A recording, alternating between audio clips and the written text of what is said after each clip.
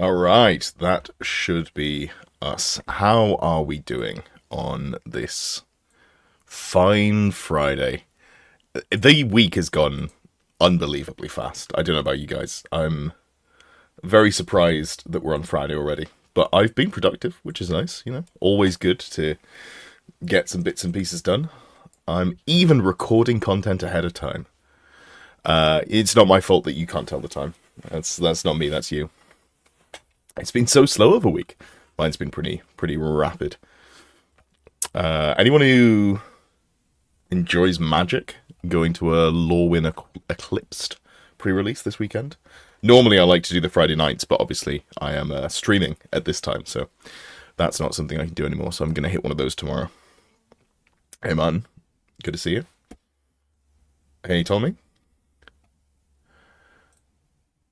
There we go.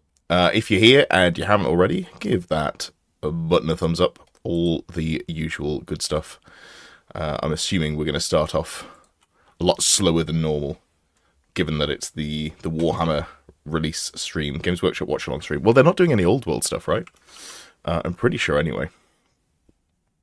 I could have a look at the... I can't type. One we couldn't see.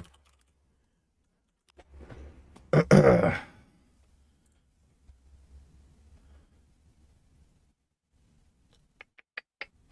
just hide this for a second. There we go. Let's have a look here. Not going to Eclipse events, but you're starting to get into pre-modern. Big boomer vibes. Pre-modern. What's the power level like in pre-modern? I'm assuming pretty high. Okay, so far we've seen stuff for 40k, and I'm pretty sure it's only, I'm pretty sure there's no old world involved in this one. When I had a click on the thing just to double check. Let's have a look here. Oh nope, that's just the post that was up already. Yada yada yada. Whatever. I'm not gonna hunt it down. I'm pretty confident that there's no old world stuff. If AOS coming up, it might be useful in old world. That'd be cool.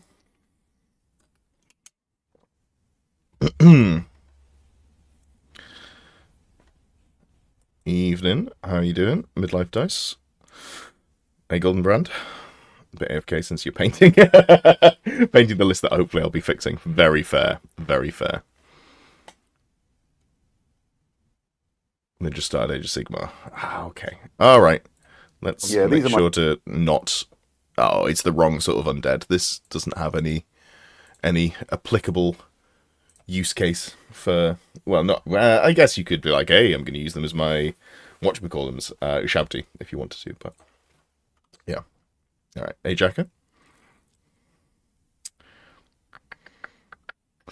Alright. I think we should just get pretty into it straight away, honestly. I think that should be the goal this evening. Just go straight into doing it. 15 lists. 15 lists. If you had your list looked at last stream, so not last Friday because I was traveling for the Masters, but the Friday after that, then unfortunately you have not made the cut. And if you didn't put the Jason in, you definitely haven't made the cut. And then there were still some people that I couldn't get to, so apologies to all of those people. But we have 15 lists. And a lot of members lists, actually. There was, I think, maybe 10 of them are members lists, something like that. A lot of interest in Old World this week, which is cool, because obviously I feel like we're in a little bit of a lull. Because we've got the FAQ coming in there the next week or two. Ed and Edward, that famous kids' TV show.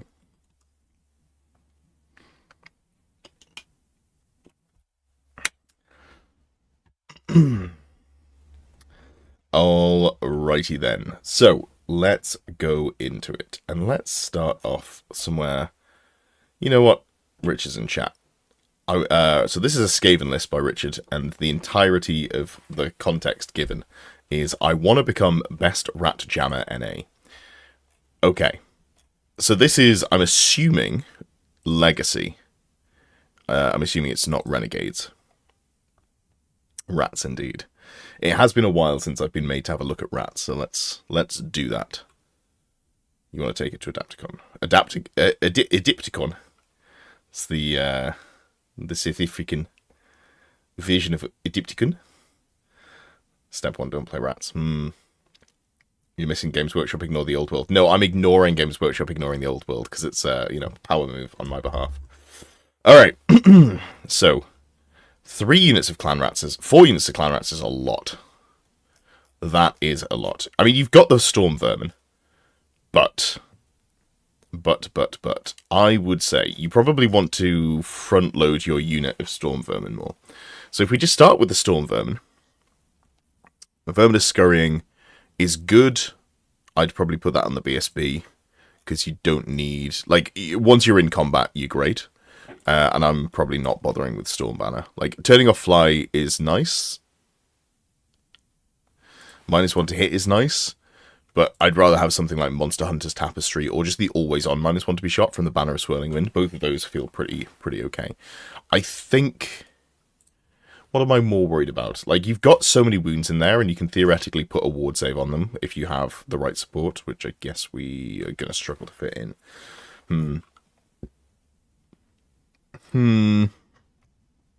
Okay. Let's go Banner of Swirling Wind, because if you get into combat with monsters, you've got loads of combat res, and you can stack various bits and pieces, so we'll go with that. Anti-Stomp Banner is good, but I think I'm more worried about being shot, because you've only got a 4-up save here. I'm also going to buff this up to as many models as possible, because we've got a cheaper banner here. And then the BSB is going to go Banner of Verminous Scurrying. Verminous Scurrying is very important. Getting Swift Stride on those rats is huge, but it's not just for getting into combat, but chasing people down. BSB, you've given him a Charm Shield and a Skaven Brew. That is fine. You definitely want a Warlord with the whatchamacallit, the Fellblade. I know it's going to kill you, but when I talk to Jack Allen, he says that it is the thing that makes the list work, and you need it in order to be able to just not lose into like Brett's, for example. So we're going Fellblade, and we're gonna hope that you don't die before you get into combat. Fellblade Shield, heavy armor. You got good initiative though, right? You're initiative 7 base, so you should be able to, and you've got Verminous Valor, so you can hide pretty easily. Greyseer, Demonology, Lore Familiar Power Scroll. Let's just make sure you always cast the spells you want. So we're going to go 2 Power Scrolls, and let's buy... Can we buy 2 additional Warpstone tokens? Yeah, let's do that. Is there anything else that we want, actually? Because we... What if we go... only 1 Power Scroll. What's the -1 to be shot items? Shadow Magnet, 40 points. I would like that. Alright, Shadow Magnet, and... Cool, that feels good. So this is going to ferry us around the battlefield. I don't know that you need to be level 4. Like, what spells are you taking here? You're only ever taking Steed of Shadows, Demonic Vessel, Demonic Vigor. Like, Demonic Familiars is fine, to be fair, given that you can use it and then hide. But if you're hiding... Okay, we'll leave it at 4 for now, but we could drop it to 3 pretty easily. Hey, Talon, great minds think alike. Yeah, if you're stacking negatives to hit, I really like stacking many negatives to hit. Cool. So then we've got a Chieftain with the Weeping Blade, which is the poisoned weapon that technically doesn't work, right? Because poison doesn't work on magical attacks. Everyone's going to allow it, but it's just funny that rules is written it doesn't work. The reason for that is any attacks made by magic weapons, even though the rule is on a magic weapon. I think we can assume that it does work, but it's, yeah. Okie dokie. Okie dokie. So that's good, that's good. I feel like you want at least 1 more Chieftain. Like, honestly, I'd probably take the Cautious Shield off here and just go Charmed Shield, so you can just throw it under the bus against something that's unimportant. And then we go for another Chieftain, which we're going to go Heavy Armor, Cautious Shield, and Where's he gone? What am I looking for? Talisman of Protection. There we go. You just go like as straight up unkillable as possible. Cool. Cool. We've only got one Skaven Brew. Can we fit another one in? Yeah, we can. Let's go 2 Skaven Brew here. Very important for not running away in terror at a critical juncture. Because you can always pop the Frenzy when there's no way for you to be baited on the charge, because you pop it in the command phase before your charge. And then if you're worried about being Frenzy baited, or not Frenzy baited, terror bombed, you can just be immune to psychology for a turn. Which is pretty nice. Cool. So that looks good. That all looks pretty solid. I hate how many clan rats you have. This just feels very wrong. I think I'm going to go minimum here. Full command, light armor shield, rattling guns. I don't mind the rattling guns. Let's go to units of 30 on the basis of they can hold up to some scrutiny. And then I feel like we're missing some oomph. Honestly, it has been a hot minute since I looked at a proper Skaven list. What do people put in? Because you've got to put something in that isn't just core. Like, the core is not good. It's not necessarily bad, but it's not good. I'm just gonna let's have a look at this list. Gutter runners in core. Gutter runners are nice.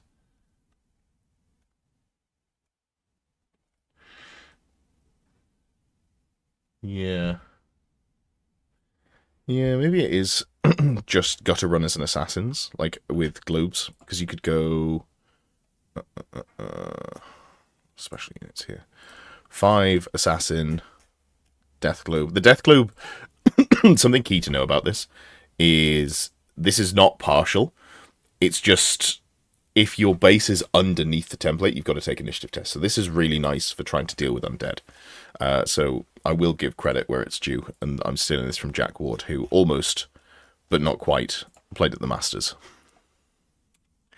And then he's gone for a couple of assassins with 2 death globes. I'm just going to go with 1, and that looks good. And then we're points over, 192 points over. What do we can drop the giant rats. They're fine, but they're not like super exciting. 157 points over. Where can we cut points? Where can we cut points?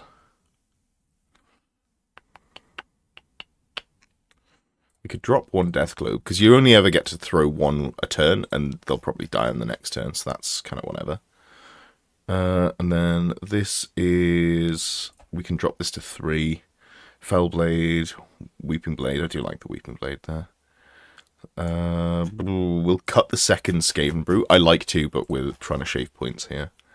And then do we just go back to 25 twice? Get rid of this. How many points are we over? 32 points over. And then we just drop like 3. Yeah. I think this is probably the direction I'd go. I can't say that I'm a super huge fan of Skaven, but I think you can tech them to do some interesting things. I think where they shine is really if you know what the meta is going to be, and if you're like, I know there's going to be loads of undead or loads of low initiative dwarves, and then you can just take as many death glows as possible. I think that's a really interesting direction that Jack was writing in his list. Evening, Mr. T-Ball. You're taking the whole gang? No, absolutely not. I don't think Giselles are good, personally. My VOB chat is a big scan of Skaven. Yeah, that is true. They like to constantly get at me. It's not my fault. Hey, all of the Skaven fans in my VIP chat are people who turned up after I played Skaven. Hey, Anthony. Hope you're doing well. Hope you are doing well.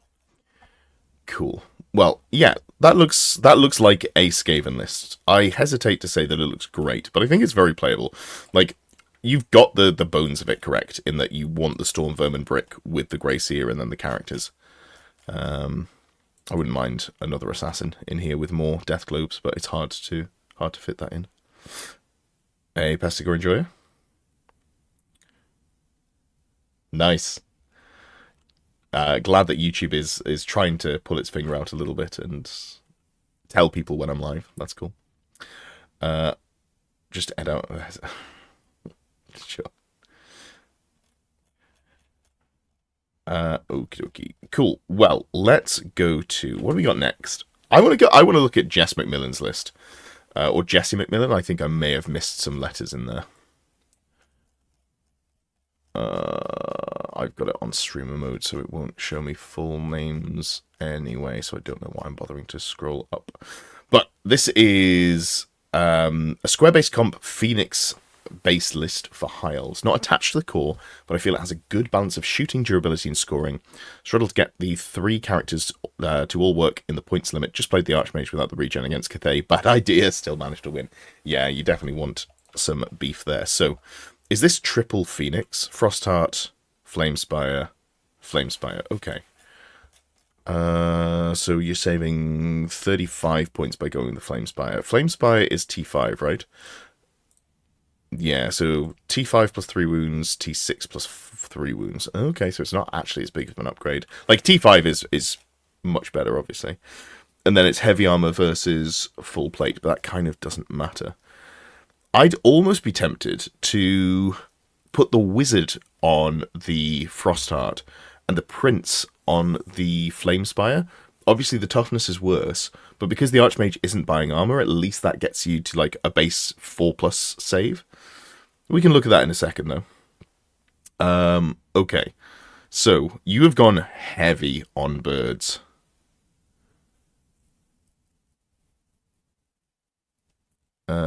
For Wake of Fire. What's for Wake of Fire? Just the Flamespire Phoenixes. Is that what you're saying? Or is that specifically on certain models for a certain reason? This is what Beak performance looks like. Very good talent. That's a lot of birds. It is a lot of birds, and I respect the hustle. So the first thing I'm seeing is the core. I don't think 2 units of Lothan Seaguard is correct. I think we're probably better off literally just going Spearman and keeping it cheap. So, like, 197 points in comparison. How many Spearmen does that get you? It's like 20 plus full command with shield wall. That's 205. So we're, like, for very similar points levels here, you're getting significantly more out of the Spearmen. Obviously, there's no shooting, which is a bit of a bugger, but if we just go, I mean, like, we could go to 19 here, 2 squads of those. Then we've got the Reavers. I would say you want the Musician over the, well, you definitely want a Musician on Fast Cav. The Unit Champion's good, because obviously you can go out and challenge with the Prince. Then this one is, again, we want that there. I just wouldn't bother with the short bows, to be honest. I think this list doesn't necessarily need them.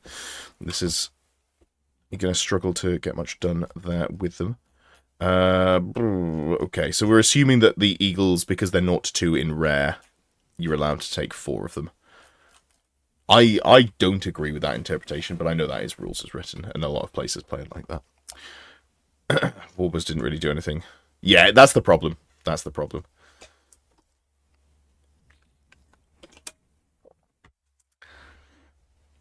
Okie dokie. Somehow spilled water all over my desk. Good job, me. Right, let's have a look. So, Prince. We're going to put the Prince on the Flamespire. Yep, with Armor of Kalador, Seed of Rebirth. So, 4 up, 5 up, 5 up. And we can give him a shield as well, so you can get at least a 3 up save against shooting. That feels pretty solid. Then, is the Ceremonial Halberd even worth using? I think it's probably better to just pay for the Great Weapon anyway. Like, I know the Halberd's free, which is cool, but you could just pay for the Great Weapon and have more output if you're using a two-handed weapon. Okay, so the Archmage, the Lord Familiar Meteor Hammer, Seed of Rebirth. I'm almost tempted. See, I've thought about going with a tanky character on an Archmage and going with the Ceremonial Halberd for Spectral Doppelganger. It's obviously nowhere near as good as Meteor Hammer, but it would allow you to put a ward save on there as well.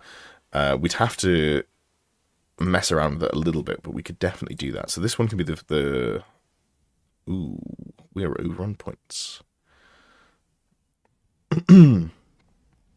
Okay, then let's look at this one. So this is just ward regen. And you've not given it a weapon, but I'm assuming it's meant to be... oh, you haven't given it any armor either. So full plate shield, ceremonial halberd. I need to read how this is worded. Non-magical weapons. Okay, I was worried that it was any... you can't take any additional non-magical equipment, but that's not right. Cool. Okay, BSB with War Banner is fine. Let's go, I reckon, take off Talisman of Protection and give them the Shield of the Warrior True. So that gets you a 5-up ward save against shooting. It's not going to get you in combat, but you're a flying character, so you get to pick your fights. You can take a lance on the back of a monster. Yeah, cool. And then, if we go Ceremonial Halberd here, and we take off the Meteor Hammer, and we give them the Talisman of Protection. Oops. Okay, so that fits. The Spectral Doppelganger is worse, admittedly, but this is actually really tanky. It's T6 with 6 wounds. It's -1 a hit from the Glittering Robes. It's got an okay Spectral Doppelganger, and it's got a 4-up save, a 5-up ward, and a 5-up regen. Then we've got the Prince, who's got a 3-up save against shooting, a 4-up in combat, a 5-up, and a 5-up. And then the Noble, who is the least good in terms of tankiness, in that they are 3-up, 5-up, 5-up against shooting, and then in melee they're only a 5-up, or I guess a 3-up, and then a 5-up regen. But I still like the amount of tankiness that we can put there. Column of Crystal is good. There's no power scrolls here, so getting spells off will be a little inconsistent, but we're putting 3 Phoenixes in, so it's hard to do. But yeah, like I actually don't think there's much to tweak here. I think we've kind of just got it. You know, that's it. I actually think this is too many eagles. I think 2 eagles is fine. I'm not removing it because of the 0-2 in rare. I actually think just going here might be better. So, do you need 2 units of spearmen, actually? I don't know that you do. I don't know that you need a second unit of spearmen. What if we went, like, 1 unit of 30 with... You've got the War Banner already, so let's just say Banner of Swirling Winds, and this makes them pretty hard to interact with. We'll even pay for Veteran. We get rid of the second unit, and then you go something small, like a unit of... these can't have Skirmish, can they? God, that's so annoying. I still think like a unit of archers is not bad. Wouldn't even pay for the light. Like, oh god, they're so expensive. That's twice the price of peasant archers, and it's objectively worse. Maybe it's better just to go for a second unit of, like, a smaller unit of spearmen. Hey, Matthew. But if we do this, we could put them as detachment, and then keep our drops lower. But I guess you've got 1 million drops, so it's better just to go for more drops here. 5 Elven Archers in 1 column. Yeah, I'm looking for another unit that can score, as opposed to just like trying to get more drops in. Because we could go 15 here. I really don't. Like, I'm not sold on the core, but I don't want to, like, the core in... Wait, hold on, what are we doing? The answer is so obvious, it's Silverhelms. The answer is so obviously Silverhelms. Why am I... Sure.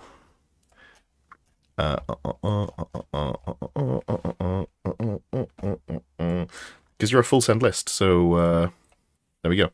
Having a unit of Silverhelms, full command, Ring of Fury. I'd love War Banner on there, but you've got it already. I don't think there's anything else that's worth putting on them. They don't need anti-stomp. Yeah, that feels like actually really easy to maximize.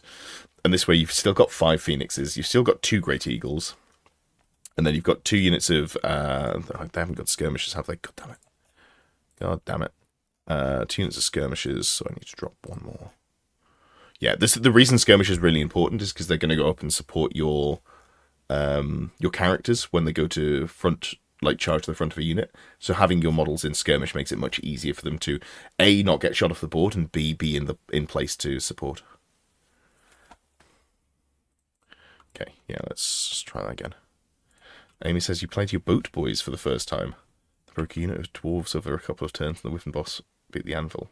First time you beat these dwarves, very nice. Very, very nice. This was... Boom. Alright. You could do a variation on this called Off the Top of My Head, where you write lists on the fly to request of chat. Yeah. Please. Oh, okay, you're going a little bit off rails there, I think.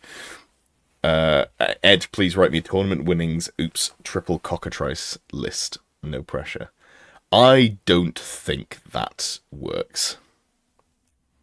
Oh, for God's sake, Silverhelm should come with shields. Why don't they come with shields as default? That is, in my opinion, incredibly illegal. I played a tournament online without shields because I didn't realise that I hadn't clicked the button. Thank you. We'll just fix that, and no one will know any different. There's no proof. No proof. Boom. There we go. Alrighty then. Cool. Good stuff there. Given that Amy is here, why don't we talk? Clipping it, yeah. Does YouTube even have like a clip function like that? I guess it probably does. Yeah, absolutely. I bring a giant in a sock to bludgeon my opponents with. So, Amy says she's got a Chaos Troll Horde list, and it's how best to support a Chaos Troll Horde. You've given them both general. That feels wrong. Okay, what's the leadership of these trolls? 4. That sucks. That is really bad. Sorcerer Lord's a leadership 8, right? Well, I don't like it. I really don't like it. The problem is Chaos Trolls just have no good rules, right? They're just base trolls. 3 wounds, 3 attacks, great weapons, kind of nothing else. Oh, wait, no, they've got a 5-up... No, of course they got a 5-up regen. They're a troll. Yeah, that's how trolls work. That is how trolls work. I think I'd want a good leadership in there, right? Chaos Troll models are so nice, though. Yeah. Yeah, it does feel like that, Matthew. How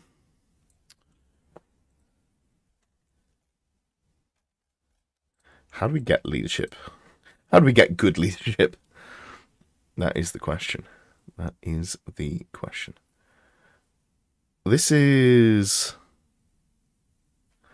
Hold on. I don't want to rewrite the list, but if we go Warriors of Chaos, Wolves of the Sea, can you still take trolls here? In rare. That's not going to work out, right? Because the amount of points we have to spend. Okay. But it's the Chieftain. The Chieftain has Warband, and what's their starting leadership? 8. So we could make the Marauder Chieftain champion, general, and then look at doing Warband shenanigans to get a leadership 10 bubble. Buy enough favors and keep rolling. That doesn't feel good, Amy. I hate everything about that. Let's just go back to the proper list for a second. Okay. Okay. Oh no, I've just realised you've got demonic mounts, so they're going in with the units of trolls. Okay, interesting. That has more play to me. Chaos Trolls as good as Chaos Giants then. I think they're probably better. So, what have you gone with? Grimoire. So I can afford Fortitude for immunity to multiple wounds. Okay, that makes a lot of sense. Grimoire of Ogvold. Okay. So, are you going Demonology with both of them? Is that what's happening here?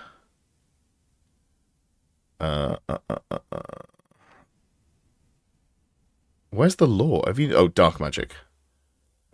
Dark magic and... Dark magic. Dark magic on both.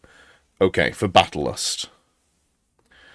I think that's not how I'd do it. I think I would go... I don't hate having a sorcerer, but if you're going to do that, let's go Exalted Champions, because the champions can be tankier. So if we go... Because we have to be immune to being just cannoned, right? So one goes Icon of Fortitude, and then needs to pick up...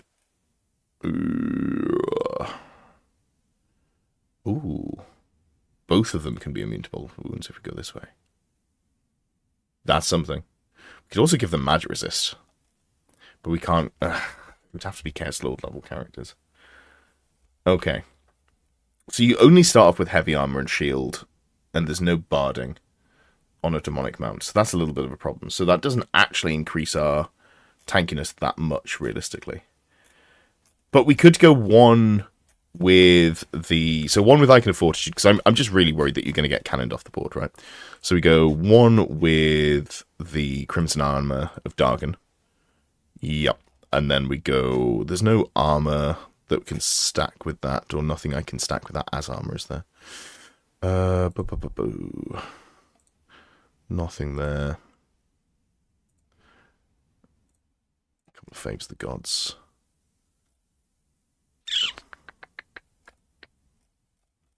Yeah, and then we're just going to go like Great Weapon, I guess. That feels pretty correct.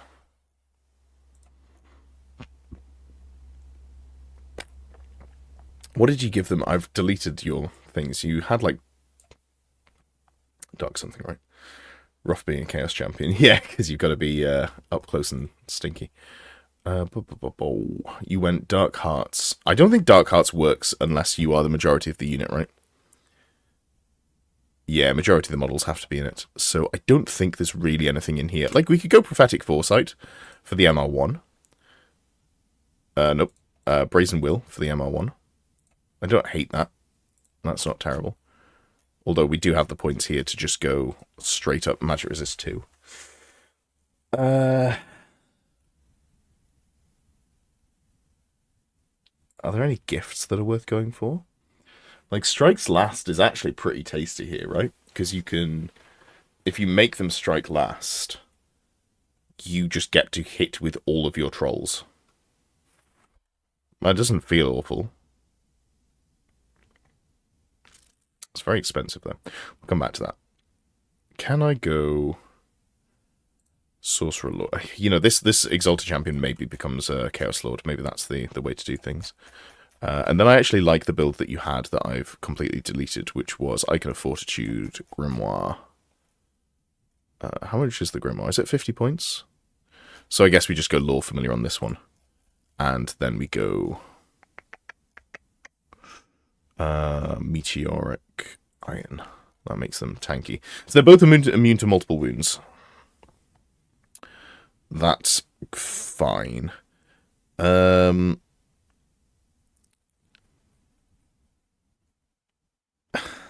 Martin, you're combining two Amy's.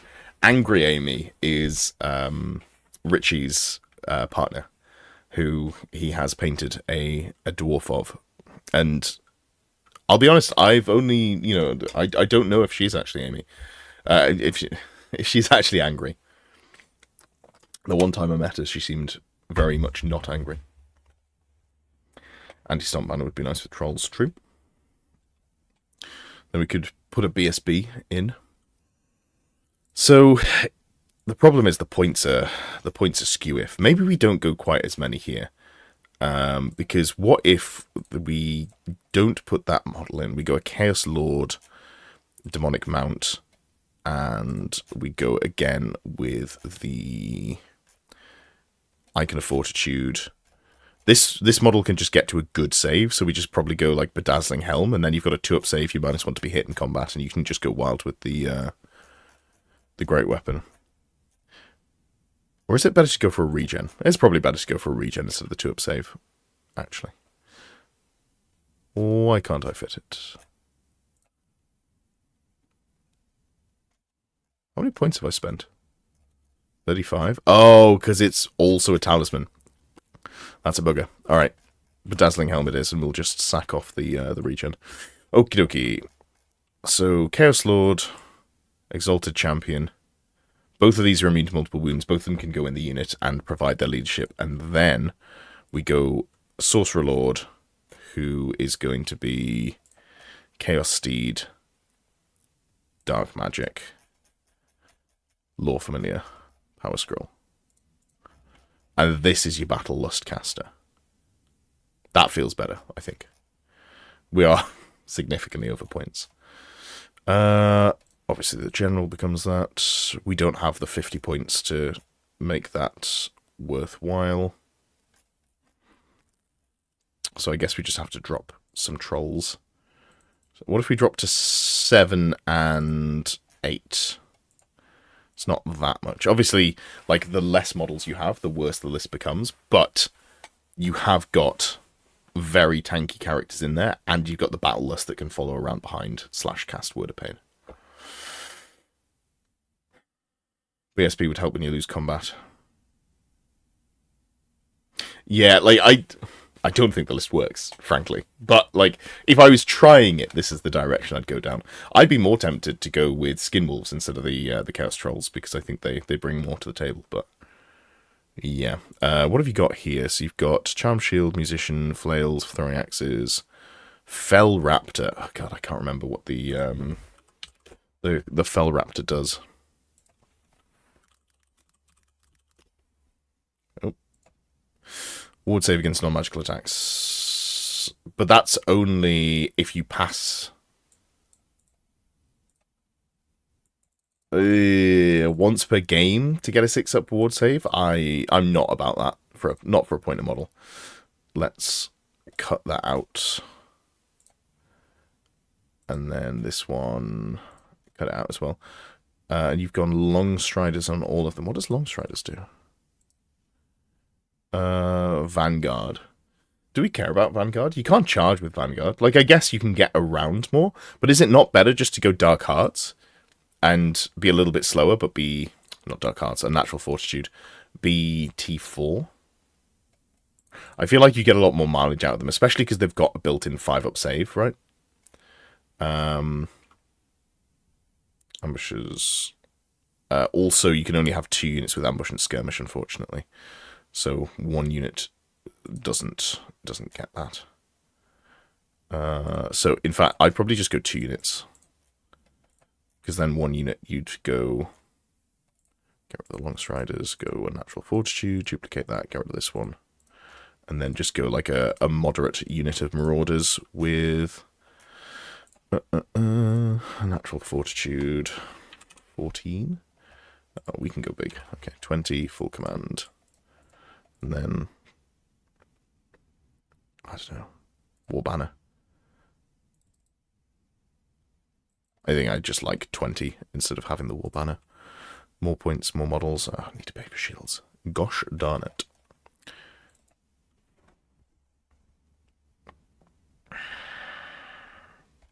We can drop the Charm Shields off the unit champions. They're not super important here.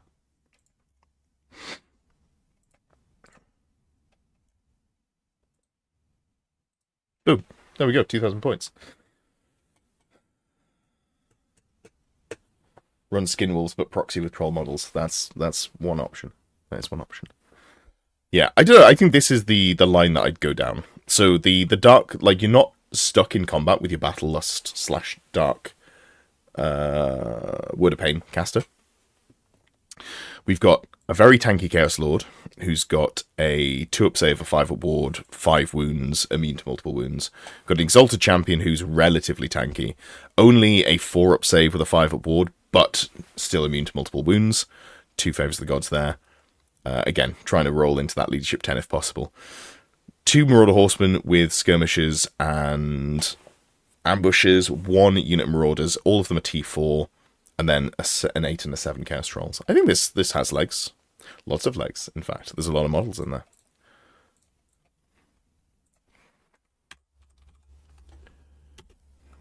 Boom.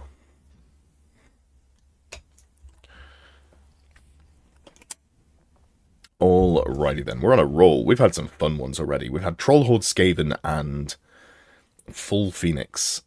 I think we should go for something a little bit more standard. We don't want to go through all of the spicy stuff to start out with. You know what? Matthew's here. Let's have a look at your Wood Elves. That feels like a good one to go for. Thinking about a final target for my Tale of Many Gamers army. Idea is to make the maximum use of the really pretty Lost Kingdom models. And you may see some character ideas from old YouTube videos propping up. Very nice. Okay. Hey, Big Ives. So, this, like, I want Treekin to be good. I just feel like they're not in their current state. And I don't know how to make them work. You need to give them something. I think they need a ward save or something like that. I just struggle to find them appealing. Unicorns aren't forest spirits, are they? No. Okay.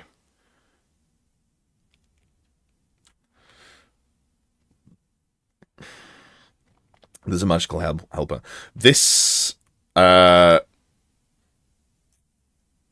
so you've gone Heartwood Pendant, so you're taking the Law of the Wilds, right? So you're going to give them a regen?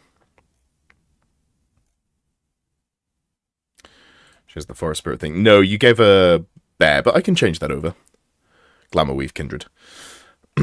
Something that does worry me with the Spellweaver specifically, because obviously we just spent some time making the Chaos characters tanky. She's very much not tanky. She's base, what, T3 with 3 wounds. The Unicorn gives +1 wound, so T3 with 4 wounds and a 6-up armor save, and then a 5-up ward save. So she falls over very quickly to anything.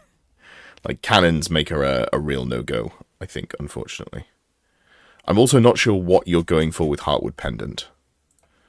Because the spell in here, you could make them better against shooting, but I'm not really worried about the shooting too much.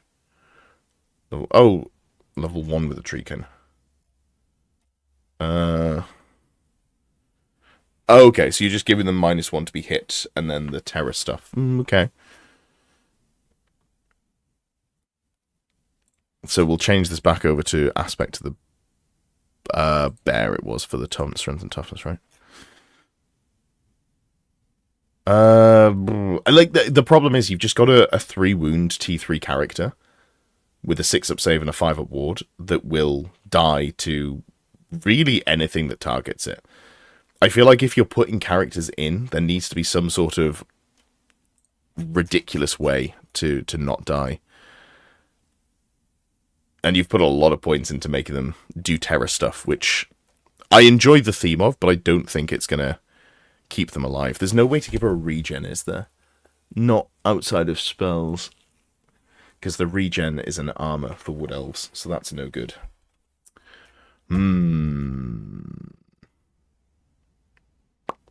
Like, I think if you want to bring support for them, it would probably be like an Elementalism caster. But if you're doing the Elementalism caster, it would have to be realistically a level 4 with the Lore Familiar, which means you're not doing the Spellweaver. I'll be honest, I don't really want to see either of these in the Treekin, because both of them will die immediately to any amount of actual shooting. Like, if you think about what's going to target them, even like one squad of Outriders, let's say.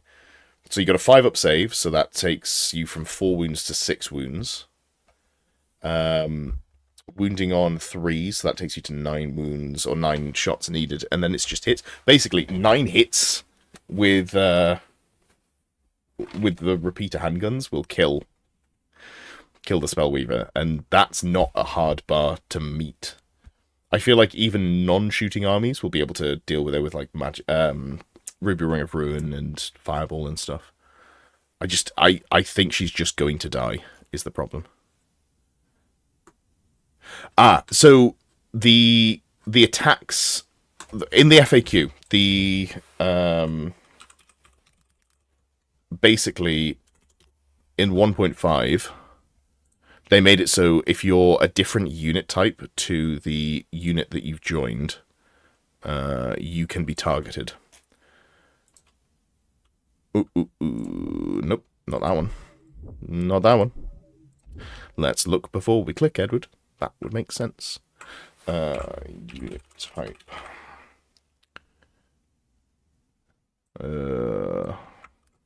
Type.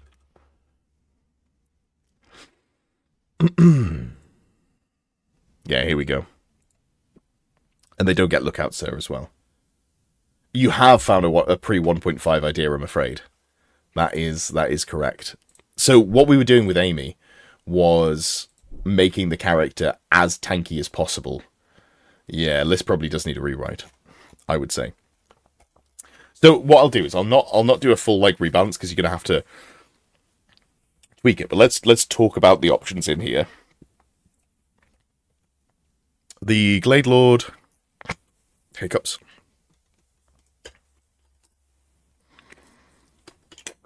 Okay. This is a pretty tanky character. I like it. I think we don't bother with Biting Blade. We'll drop the Biting Blade. You go for a Great Weapon. And you go for the Resplendent Luminescence if you're worried about magical attacks. Obviously, you don't then have a 2-up save in combat. But if you want to, you can just swap to the Hand Weapon Shield if it's really important that you've got a 2-up save to make sure that you don't fall over. And this way, you've got a Strength 7 Great Weapon, so you actually do like a good chunk of damage. I don't know that I care about spending the points on Arcane Bodkins, but it's not a huge issue there. Yeah, that looks good. Good. Yep, cool. So this stag, I think, is just solid. That makes a lot of sense. Characters need retweaking. Tree Man. I think Tree Men fall over very quickly. If you're going for some sort of beefy unit of trees, I think Treekin is the good middle ground, but it's just you'd have to put like an Elementalism caster in to support them or something like that. Sister of the Thorn, Banner of the Hunter King. That's the... not the Vanguard, it's the... yeah, it is Vanguard. What's the thinking on the Vanguard for the Sister of the Thorn? What's the use for them?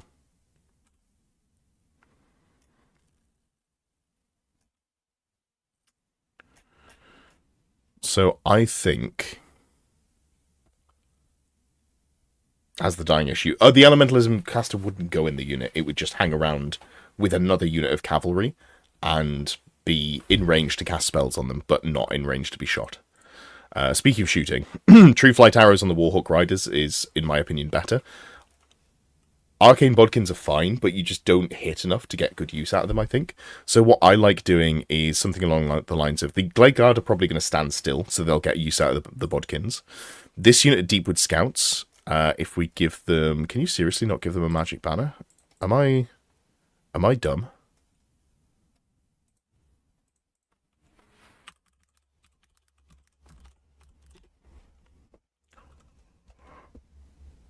Huh. Alright. So I guess they would go, in my mind, they'd go True Flight Arrows, and then the Glade Riders give that a Standard Bearer.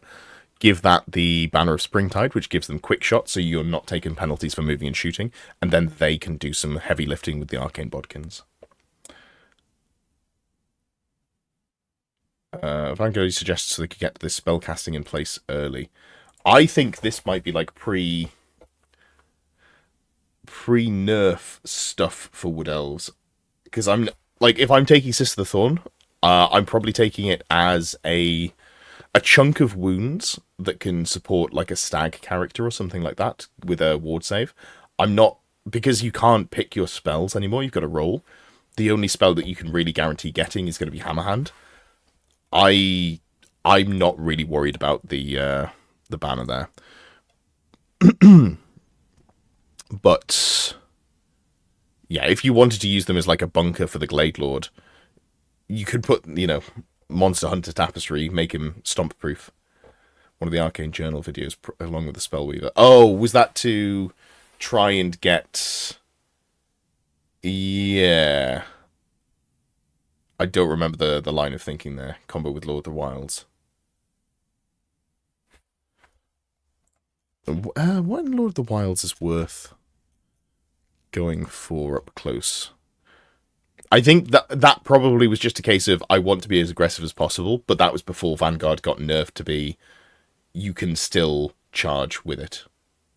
Happy to lose it though. Yeah, I think it was when you could charge with Vanguard. I think that must have been the thinking. So we can drop that, and you just put the caster there. So like, I think all of these units are fine. Like, obviously this is not going to be the most cutthroat Wood Elf list in existence, but the Glade Guard with Bodkins are fine. Deepwood Scouts, True Fire Arrows because they're more likely to move around, so the quick shot gets you value. Glade Riders with the banner. I'd go bigger on this unit, but if you've only got 6, that's absolutely fine.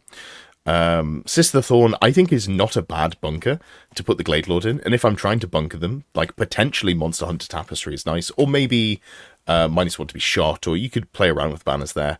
Treekin, I like the Treekin. I think if you want to put them in because you like them, that's absolutely fair and reasonable. I probably wouldn't bother with this because you've put a lot of points into trying to make the Terror thing work, especially because you can't put the characters in the unit. So if we just drop that, even just having them naked, basically, and having a chunk of wounds, I'd probably drop the unit champion as well, so characters can't challenge you out.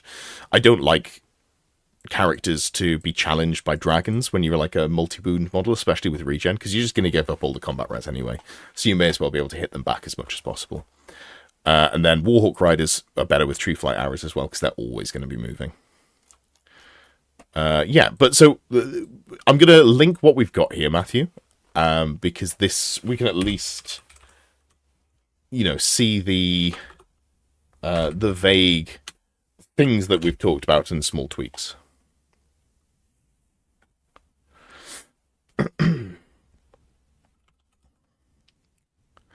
Okie dokie. That is that one. Let me just check this in another window here.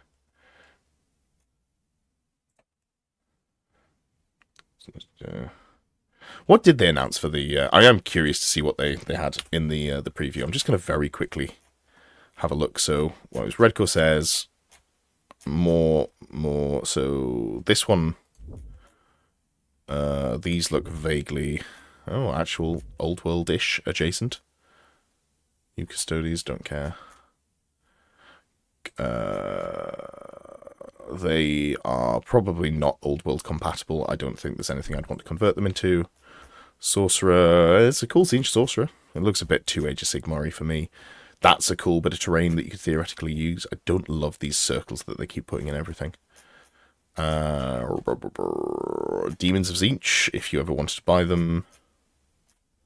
More non-high elf high elves. And then Ossiarch Bone Reapers. That's a very cool chariot. That is a cool chariot. The problem is, I don't feel like the horses aren't particularly old worldy. So, and there's no good undead horses to replace them with. No, there's no. Yeah.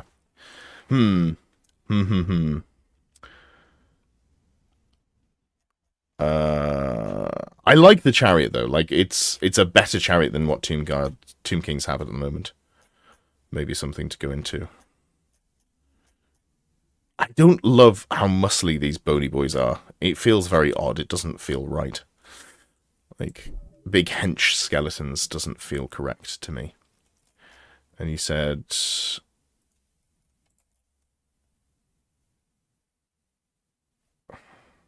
Okay. Cool. All right.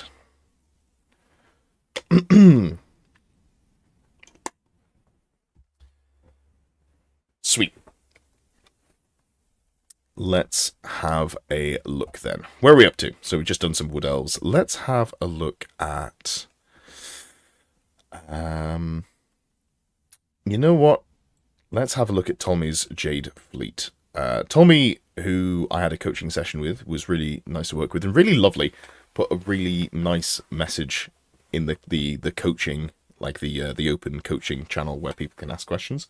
Which is lovely, and that's a natural way for me to segue into saying if you're interested in coaching, there is a code which I believe should be in the description, but if not, you can find on other videos on the channel, which is 25% off your first month's coaching in January. So if you're interested in coaching, now is the best time to do it, because the prices will not be going any lower. I'm so smooth. Also, thumbs up the video, bish bash bosh. Jobs are good. Okay. let's have a look. So, the theme of this list was going heavy on the Shigengans, which is a strong way of playing. You've dropped down to one cannon with no Ogre Loader. I don't like that. I much prefer... I'm pretty sure that the list we were looking at had two, right? Let me just... Let me pull this up on the other screen so I can see what we're doing. Oh, it was a DM, wasn't it? Yeah, I have a very nice problem that too many people want my attention. So there's always a lot of things to flick through. Here we go. Oh, I put them in JSON files. I'm not downloading those. No cannons originally. Oh, okay, there were no cannons. That was it. Cool. So you're out of your mind. Very nice. Very nice. Okay, so we've got the Sky Lantern, and you wanted to not play 2 because we're assuming it's going to get comped, even though this is before. This is a tanky Griffin, level 1 Demonology Mage. I do like that loadout there. And then we've got the level 3 Jade Blade, Scrolls of Evasion, High Magic, yep, as we talked about. Lore Familiar, Meteor Hammer, Power Scroll Illusion. So you've dropped the... Oh yeah, no, you didn't have the monkey in the first place. Age of Bonkhammer. Yeah, this is very Age of Bonkhammer. Cool. Yeah, I mean, I think it's good. I feel like if you're putting one cannon in, I'd want to find the points at minimum for an Ogre Loader. Because one cannon's not great, but if you can fire it twice, you get some decent alpha strike with it, right? I don't know what you cut to get there, though. So if we put the Ogre Loader in, we're only 9 points over here, so that's not going to do much. Lantern, Charm Shield, Totem of Wrath, Ambushes Drilled, Stubborn. I'm still not a huge fan of the Lantern on them, I will say.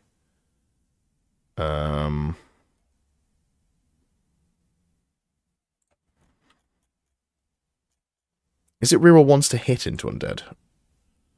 No, it's wounds. So like it's a double, in the Undead matchup, which is going to be relatively common. It's wasted because you got the Totem of Wrath as well. What did we go with? What did we change it over? I mean, I think we just dropped the Spirit Lantern, right? I don't feel like that. Oh, no, hold on. Then we're struggling with model.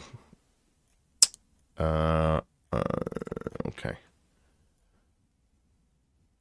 Yeah. Okay. What do we do if we don't... I think, didn't we have like a magic weapon in here before? Lantern and Biting Blade. Did we kept the Lantern, did we? Alright, let's just leave that in. I don't want to get too into the weeds with tweaking when we discussed it at the time. Yeah, the Biting Blade was because you were a little worried about the Undead matchup, right? Guy couldn't wound anything on Strength 3 in a plastic. Yeah, okay, fair enough. Could have go Sword of Might if you're worried about it. It's only 5 points more. It does fit, but either or. Yeah, okay, so... What the hell do we do? I don't know how we get there in terms of points, right? Level 3 with Scroll of Evasion is just the cheapest way to get that 4th spell. I feel like if you... I don't actually think the Grand Cannon is helping. Like, one cannon... it turns off Swift Stride, doesn't it? It's been a hot minute since I've actually...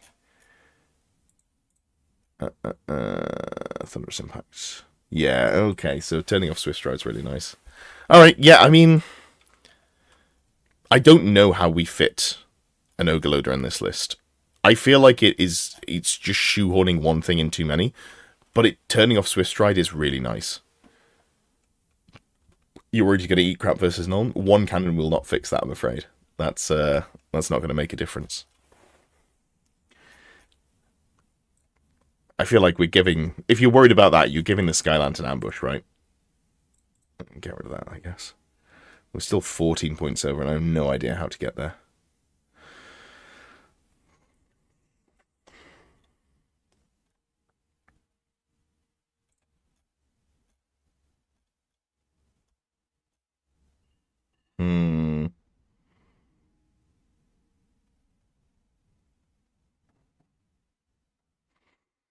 Yeah. I gotta find a way to improve this that I'm happy with. Like, I don't feel like it's better than the list that we looked at. Which one was it that we... I don't really want to go through these again, but I think this was the one that we had, right? Yeah, like double Sky Lantern, still the same characters there. The core is basically the same. And then you just went... Yeah, it didn't have a power scroll here. And just, like, shaved a few points there. Like, I feel like this is a lot stronger. Yeah. I think... Like, so the version that you've put in, wherever here, like, I feel like... It doesn't make it better, is the problem. It makes it different. And I don't know that it makes it worse, and it gives you play into some things, but, like, if you're worried about specifically beating Nuln, maybe you just go give both of these ambush, like, find 30 points from somewhere. He says as if finding 30 points is a reasonable thing to do, because then you can ambush them on the board and just gun off a couple of units of Outriders and try and play KG up until that point. Like, that would be the way to make that change. But the problem is we've got to find 30 points somewhere, and we're already super tight on points. Like, there's nowhere to cut 30 points. Except from, like, out of the captain, maybe. Or dropping the Ruby Ring of Ruin on the Master Mage, but at that point, it's not doing all that much. Sorry, Amy. Celebratory chips are important, though. Yeah, like... Yeah, like, I think if you want to do it, you put the double ambush here, and the Master Mage probably gets dropped and just turned into, like, a very cheap first charge. You obviously lose some ranged pressure, but you could just go... In fact, you know what you could do? Captain, Pegasus, Shield, Full Plate. Congrats on Masters placing. Thank you, Amy. I appreciate that. Yeah, I was very pleased with third. Third? Sixth. I was thinking one thing and saying another thing at the same time. Yeah, really, really pleased with sixth. I was going for top third was the what I was trying to say. So, like, you could go Charm Shield, Ruby Ring of Ruin. Is that any cheaper? Or is that still... No, that's still really expensive. So I guess the Ruby Ring doesn't fit in. But you could just go like this, right? You Charm Shield, Lance, it brings first charge. Like, that feels... If you're worried about Nuln, yes, losing the Ruby Ring means that you lose some ranged output, but by going for a captain here, you just have a first charge piece that you can hunt down war machines or use in combo with, like, the lancers, because it'll also give them the reroll ones to hit. Pretty sure it's hits.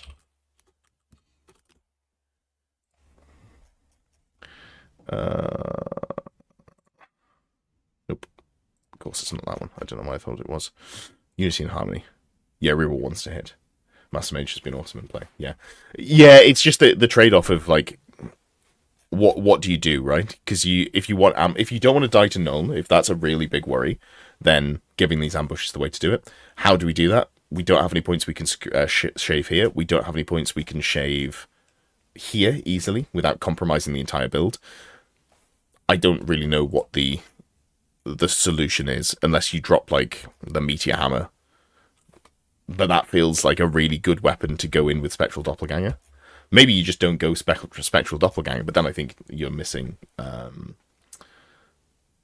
much pressure in melee. So I'm going to link this. I think we could probably talk about this for another hour if we had time. But I think this works, and you could also tweak the core and go 2 units of Jade Lancers, one with Ruby Ring, Just one with... catching up. Does the Death Globe always need to target a champion of character, or can it target the model in the middle of a unit? Thanks, Ives. I appreciate the support there. Let's have a look at Death Globe. I'm pretty sure it can just go target specific units. So you can, as long as you can see the model, which I guess you have to... interesting. I guess you have to I don't know. I guess you can't see the model on the hill. You'd have to go for it, like, be on a hill to see the middle of the unit, because you can't physically see him. I actually don't know how that works. Yeah, sorry, Tommy, I got distracted there. So maybe, like, double unit of Lancers with rings, and then, like, a cheap squad of Jade Warriors to fill out the rest of the points might be the way to go. Can you target a banner? You can, but someone else picks it up, so it doesn't really matter. Yeah, someone else picks it up. Cool. Alrighty then. Well, I'm just going to move this up as well, so I don't get confused towards the back end where my brain stops working. And I think let's go with, what have we got? You know what? I'm on a bit of a wood elf kick. So let's have a look at this list from Beltane Bros Wild Hunt. Pre-FAQ, but building off some recent experiences. Enjoying Wild Riders in units of 8. Not getting results from Warhawk Riders or Glade Riders, decided to drop them and try a different approach as well to test Shadow Dancers and War Dancers. Okay, interesting. So, the list is Scouts, 2 units of Scouts in 10 with Arcane Bodkins. They don't need to be 8s because they're not scoring, so that, they don't need to be bigger than 10s because they're not scoring. 2 units of Wild Riders, just a unit of 8 and a unit of 8. Obsidian Lodestone on both Totem of Wraths, Banner of Swirling Wind. Okay. That feels pretty reasonable. War Dancers with the... You've got to re-roll 6s to hit them, right? Morning Chill, Swirling Mists. 6s, yeah, re-roll 6s to hit them. It's basically Mark and Nurgle for shooting. Okay. And then you've got the Magic Resist 2 Shadow Dancer as well, with Illusion. So, like, it's theoretically tanky, because it's -2 to be shot, and it's Magic Resist 2 as well. Or is Ariel's favourite Magic Resist 3? It might be Magic Resist 3. Why can't I see where it is? There we go. MR2. Yeah. Okay. I always worry when my screening is beast packs, because people can just remove them, but I mean, you got to take some risks, I guess. We've got an Oakenstave Warhawk. I'm not sold on this. Like, I'm not sold this is good. Because it's only 21-inch range, and that's only if you're in range of a wood. So it's hard to get a lot of value out of it.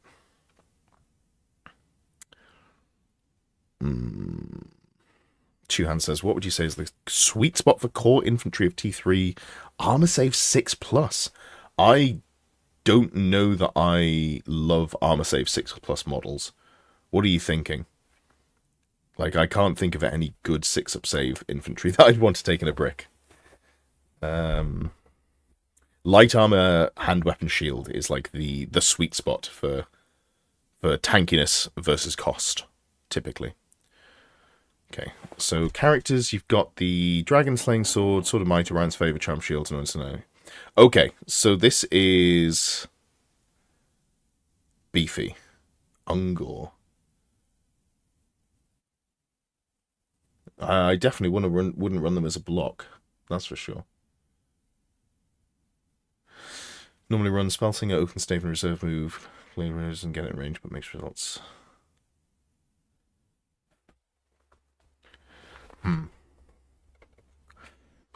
Yeah, I just feel like it's 180 points that isn't doing much. Like, theoretically, yes, if you get there, great. And also, like, you've got such huge variance with the lore. Maybe if you're going down this line of thinking, I think you got High Magic for Drain Magic, because you can guaranteed mess with your opponent's plans that way. That feels like a decent two hands. What unit are you talking about? Because that really changes. It's not like a hard and fast, like, specific. What are we trying to, like, work out? I am underwhelmed about the Dragon Slaying Sword. I know you get full hit and wound rerolls, which is fine. It's a lot of points, though. And it doesn't do anything if they don't have a...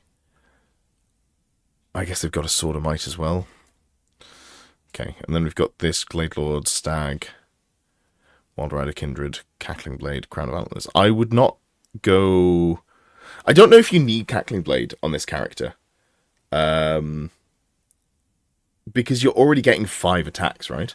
So is it better to just give them something good? And the Crown of Atlas is impact hits, right? Armor Vein and impact hits AP2. Like, if you're going in with the Wild Riders, I feel like maybe you just give it a better weapon, right? So instead of doing this, you go like Ogre Blade. That would make more sense to me. I mean, I know this protects you from a challenge, but I don't feel like you need protecting from a challenge, because you can just be with the Ogre Blade, like, you except with the unit champion, right? State Troop and Men at Arms. Oh, both of those have a 4-up save. Like, both of those are good, because you run them with light armor, hand weapon, shield, and they've got that 4-up save in combat. So, like, if you're talking about State Troop and Men at Arms, 30 is a good number. And for State Troops, I'd recommend upgrading to Veteran State Troops. If you can put the unit, you can give them the Griffin Standard, so that you don't have to have the BSB in there, and they can just have like a static combat res of 10 unsupported. So like 30 to 35 is a really nice sweet spot. Men at Arms, 30 is great. It's 144 points with full command, which is double unit champion. Or if you go for the Yeoman Guard, if you can, they're like 175-ish points, but they get the +1 weapon skill. And about 30 for those is really good as well. Cool. Seems to be the best dragon threat. What if you just didn't deal with the dragon and you just played around it? You're welcome to, Hans. What if you just didn't charge the dragon, you know? 144, that's like 10 demons. Yeah, hey, it's not my fault you keep wanting to play bad factions. So let's not do that.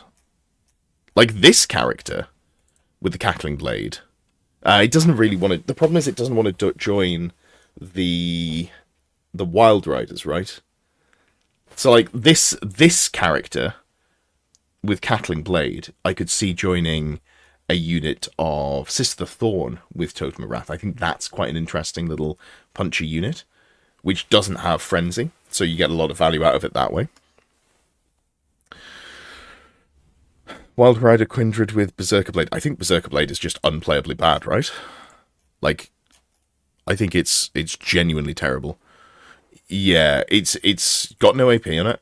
It gives you +1 attacks, which is very poor. Cackling Blade can join and run solo. That build did work at a GT. Yeah, I don't mind. Like, I think the Cackling Blade's good, and I think Wood Elves are one of the armies that can play around with it. But if I'm running it, I'm not wanting to put it in the Wild Riders, especially because if you put it in the Wild Riders, they lose their counter charge. So if I'm doing Cackling Blade, you know, let's say we're going something like Bear to get you to Strength 6 base, Annoyance and Netlings is just solidly fine at all times. Orion's Favor for the rerolls. I still actually quite like the rerolls here, especially if you're fishing for like Armor Banes. But I would put it with a unit of Sister Thorn, like 6 of them with full command. Put the Totem of Wrath here, and then this unit is a really good bodyguard for the Glade Lord, because it's pretty tanky and it provides that extra AP, and you can run them more safely into the center of the board and not feel bad about getting ruined by like frenzy baiting. At which point this unit obviously loses the Totem of Wrath, which what have you got? Banner of Swirling Wind. There isn't another -1 to be shot here, is there? No. This one's pretty good. Rerolling pursuit rolls. You just go full violence. Like, yeah, I don't know. This is... I feel like I want to fully deconstruct the list and rewrite it. If he has a Wild Rider Kindred, they keep counter charge. Yes, you gain it from the Wild Rider Kindred. So the one that specifically... You had one that has... I think we might be, like... Because I've changed the builds up, I think we're talking across each other. You had one that had Wild Rider Kindred and one that doesn't. And the one that doesn't is the one that I was talking about not being able to counter charge. I feel like in your list... So I'm going completely off piste here. So this is changing it entirely. This is more just in terms of, because we're already at 9:15, so we're about halfway through the stream. I don't want to just sit here and well, no, I want to sit here and destroy it and rebuild it. In fact, let me see if I can. I want to be clear. I genuinely have no idea what's coming. I almost turned that around so that you could see my address on stream. That would have been really dumb. That would be really dumb. So I genuinely don't know what's coming. I don't have any insider information. And I don't trust the rumors, as I said in the video. However, I got a feeling. And it's got green on it, so it's the green screen's going messy. But that is Wood Elves. And this is also Wood Elves. So when I say I really want to sit down and deconstruct, I really want to deconstruct. But just in terms of time allocation, I can't spend a full hour on this. They've got him too. I've been out here loving Wood Elves from day one. Yeah, sorry. I've basically pulled it apart. Basically, all of the things that we've talked about. I don't like the dragon slaying sword build. I think if I'm worried about dragons, I would prefer to try and deal with it by going like an Ogre Blade character with probably Wild Rider Kindred and the anti-stomp banner, and then you get it to like you've got a 3-up save with you can't get a good ward save though. You can't get a good ward save. God damn it. Maybe you just go for like the super tanky character, but then you can't get a good weapon. Why is it so hard? Ogre Blade going to 75 points genuinely makes me sad, specifically for Wood Elves, because there was so many cool things you could do. Wood Elves could swing from very meta, very good with only a few tweaks and points changes. Who can say? Who can say? I'm very keen to see what they do. But yeah, so like I think I'm not going to, because I've started tweaking this list too much, and I don't think I can fix it to a reasonable standard and then send you a list. So what I want to say here, instead of taking an extra 20 minutes, is just sort of like, I think if you want an anti-dragon unit, like anti-monster stomps plus a very killy character in that unit is maybe the way that I'd go. I like the Totem of Wrath plus Crackling Blade combo. I don't like it in Wild Riders. I think they're punchy enough already. So giving it to Sisters of the Thorn gives you like a third combat unit that's a little bit tankier, and it is not frenzy baitable, and you can use it for screening, theoretically, if you wanted to. War Dancers, I'm very much out on. I think this list is fast and punchy, and I don't think War Dancers are either. So I don't really see them bringing much. Like, it's cool that they're -2 to be shot, and you've got to reroll 6s to hit, but then I don't see them actually performing any role in the list. And then the Deepwood Scouts for shooting is fine. It's okay. I don't have strong feelings on it. I think I'd actually rather have Glade Riders. I know they're more points, but they're not significantly more points, and you can give them reserve move, and then they can just walk around and shoot, and you give one of them the quick shot banner, and you give one of them the no cover banner, the ignore cover banner. Just like both of them have a magic banner, both of them have reserve move, both of them run around with arcade bodkins and go pew pew pew pew pew. Would probably be how I would tweak this list. But that's like a real rebuild. But those are like the thoughts that I have about your list. I think it's fun. I mean, I'm a huge fan of Wood Elves, obviously. Wood Elves just sat off stream. So, yeah, we'll have to see. But I'd be interested to see an updated version. If you do tweak around with it, feel free to shoot me a message. Okay, let's move on. You'll keep tinkering. Hell yeah. All right, so let's move on to Peter's Orcs and Goblins. Peter said, wanting to design a force to pair up into my planned Avalanders. Nice. First attempt at an Orc list, and yeah, I'm determined to shoehorn Goblins in. If necessary, I can swap them for Night Goblins and just use normal Goblin miniatures. Otherwise, tweak to your heart's content. That's usually going to be my recommendation. But if you're doing like matched strength against like another army, it's kind of a bit whatever. So like if you're going to a theme, we can tweak to the theme. So looking at the list immediately, Doom Divers, both great. Boar Boys are good. I don't believe in Frenzy on them. I think the Banner of Butchery and Biggins, going from strength 5 to strength 6, they've got 2 attacks already. You're only increasing their attacks by 1 with the Frenzy Banner. So you're not getting that much of a boost. And increasing the strength by 1 is a comparable, if not quite as good, boost to the output. Higher strength is also super important with choppers, because if you're wounding on 2s, rerolling 1s, you almost never drop a wound. You drop 1 in 36.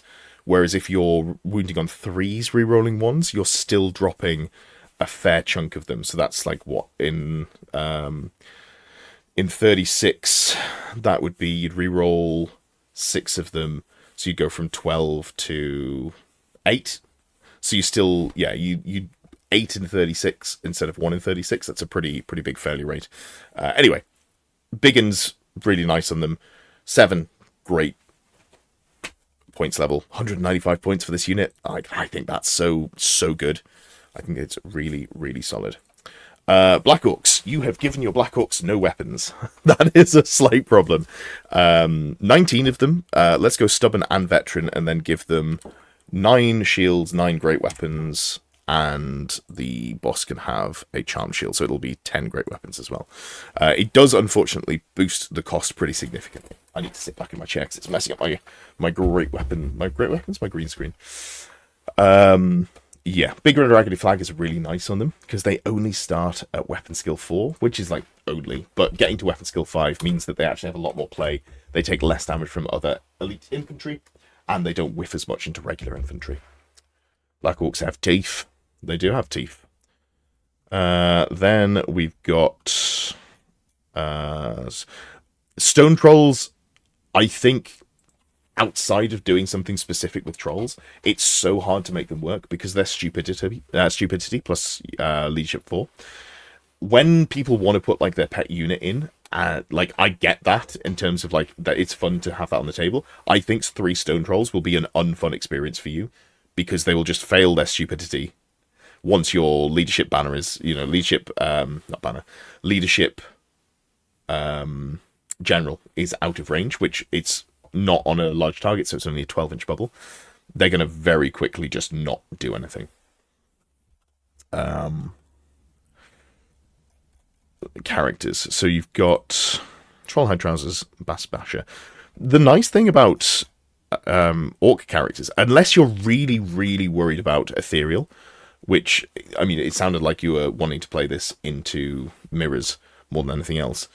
Like, this is cool, but instead of doing that, what if you just went Great Weapon and did more damage?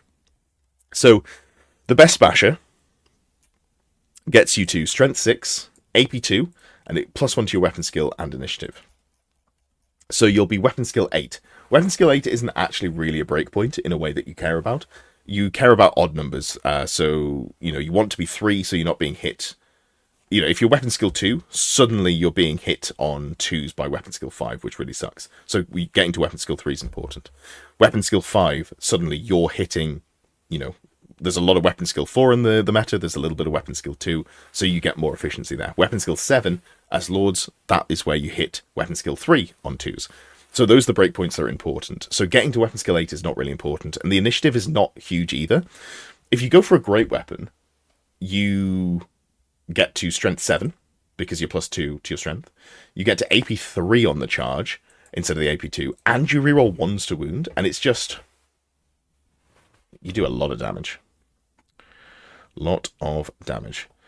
Best Basher is interesting if you're in it with Red Raggedy Flag. Yeah, that's true. You can get to weapon skill 9, so you're hitting even weapon skill 4 stuff on 2s. Fair? This one is on a boar, so I'm assuming it's joining the boar boys. So even more reason not to give them frenzy, because if they're frenzied, your general's going to die very quickly.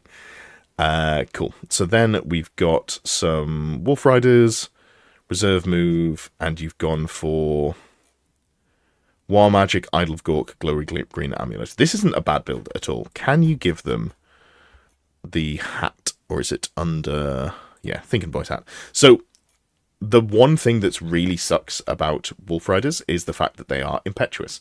And if you fail the impetuous test and you charge off when you don't want to, because they're probably going to be in skirmish, that is just horrendous. Like, with reserve move, they're amazing, but you've got like a 25-point tax where you just have to pay.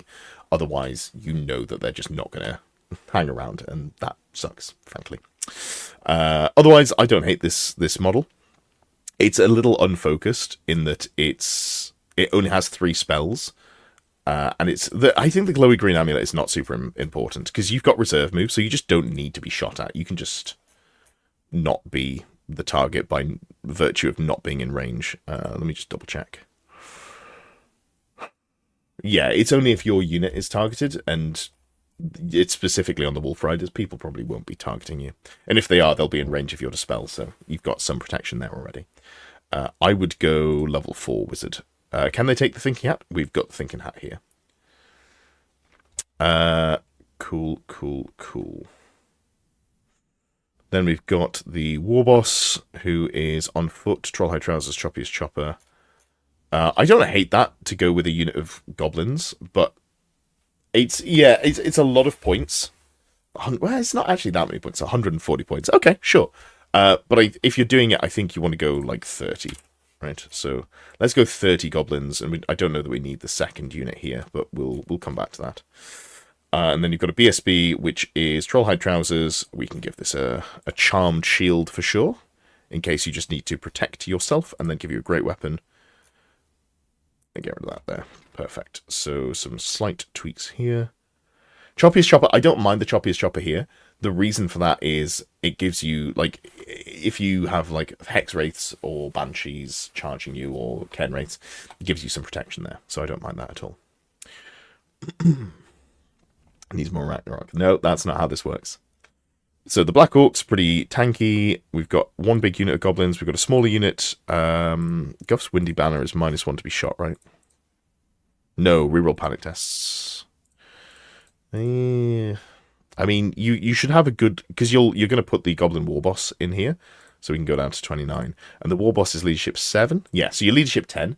So until you take quite a few casualties, you're not actually super worried about panic on this unit, because Leadership 10 is just going to carry you. So this unit will give... let's say the Monster Hunter Tapestry, because this unit can kind of just sit in an objective. It's like your secondary objective holder, while the Black Orcs are your primary objective holder. And that way you just get to... You know, this one's really hard for people to interact with, like dragons and stuff, because you're turning off the stomps and you just win in with combat res, yada yada.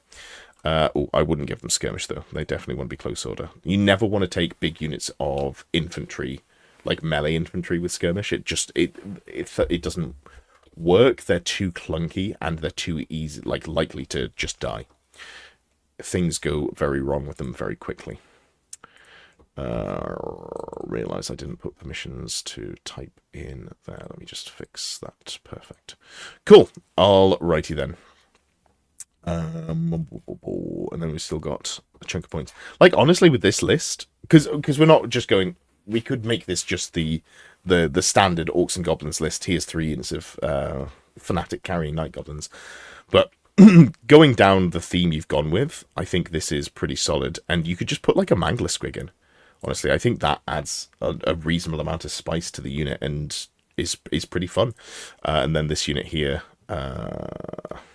we could just go down to... I don't really want to drop too many here. And then if we drop 4 points, what a pain in the backside. This one being skirmish makes sense because they've got the -1 to be shot and they've got bows. Has this unit got light armor? Yes, it has. Is there anything else we want to tweak? Not really. I haven't left shields on anyone that shouldn't have them, should I? Oh, this model should have a charmed shield. And this model should have a charmed shield as well. Okay, well that makes tweaking easier because now there's more points to cut, which makes it weirdly easier to do. So we're going to drop 1 with 1 great weapon, and then we can just buff this back up to... There we go. Yeah, and I hope that helps in terms of sticking to the theme there, Peter.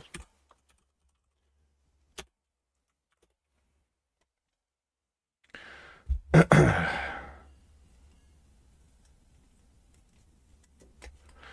he says, caught up like the fixed list, might toggle and try it with 1 unit trolls. Ooh, interesting. The only issue with Wolves of the Sea is that you're more limited on the characters you can take. I can't remember exactly what the limitation is. I think it's like you can take 1 Chaos Lord or Exalted Sorcerer. Although I guess you could do the same thing and just go double Exalted Champion and 1 Sorcerer, maybe? That might work. I'm sure you could finagle it around. Okie dokie. Where are we up to? Where are we up to? Let's have a look here. You know what? I'm going to indulge myself and we're going to have a look at one of my favorites. Calamity's Heralds of Darkness. Just toying with Heralds of Darkness again. Had mixed success. Seemed to struggle into lists that are happy to go into combat. Yeah, that's basically it. Unsure if I should swap up certain magic items, e.g. bring Puppet, no comp restrictions. So we've got 10 Knights, 2 Warhounds, 10 Horsemen, 2 Chariots, 2 Gigantic Spawn, and then characters. Okay, so these are MR2, -1 to be shot, full everything, skirmishes, and natural fortitude. Cool. This unit makes sense. I like this unit. It is beefy, it hits moderately hard, and it's pretty speedy. Pretty speedy. Yeah, we can do your Chaos Dwarves next. That works. The Chaos Knights, Brazen Collar, Totem of Wrath. Ooh, Totem of Wrath. Interesting. I don't hate that. I don't hate that. Feels okay. No characters going in them, though, right? Or is the Sorcerer Lord going in them? Level 4, Steed. I have to look up Shadowlands because it's not in.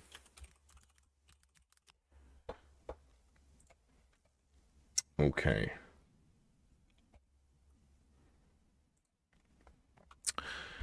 What do we got? You're not looking for that. Ward save against shooting is fine. That's fine. That's fine. Reserve move. I actually don't know why you would go Shadowlands, honestly. I feel like, if anything, you just go Demonology and you put them in with the Chaos Knights, right? Smell familiar, Tome of the Dark Gods. Or is it Tome of the Dark Gods to get the additional magic missile? Are you just trying to get as many magic missiles as possible with this character? Okay, I guess that's the role. And then -1 to be shot. Okay. Okay, sure. So it goes with the Horseman. But it can't be in skirmish is the problem. So this unit has to lose skirmish because Chaos Steed is heavy cavalry, and the regular steed is. These are not heavy cavalry; these are light cavalry. So you'd have to lose the skirmish for this to work. You're welcome, Bogdog. Manglers are fun. Mostly just use the magic missile and reserve move for the spawn extra move. Okay, so Calamity, is this caster meant to go with the Marauder Horseman? Is that the location for it?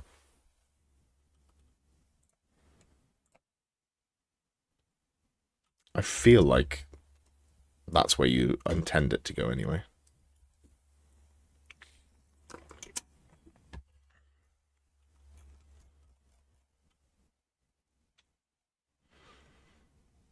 I also feel like these 2 chariots would be better served combining them into 1 chariot, honestly. Chaos Lord. Oh, it's a character on a steed. Favor the Gods, Ogre Blade, extra. Okay. Huh.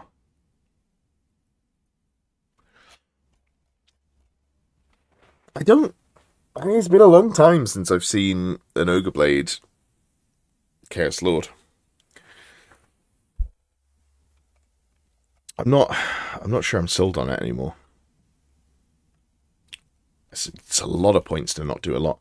Whereas if you went something like if you want to go with the chariot, like let's just sketch out what it looks like here. Chosen Chariot, 265. Okay, so we're actually really going to struggle on points because they're the character's super pricey. We could go for the Aspiring Champion. Chosen Chariot. Crown, double favor. It's probably Talisman, single favor. Flail. 263.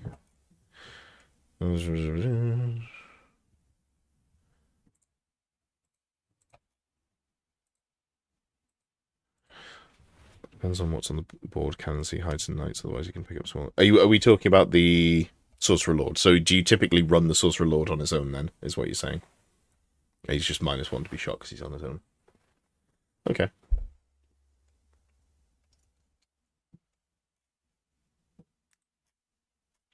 Yeah, I mean, like, in terms of tweaking, I feel like lowering your drops... I mean, you've still got a lot of drops.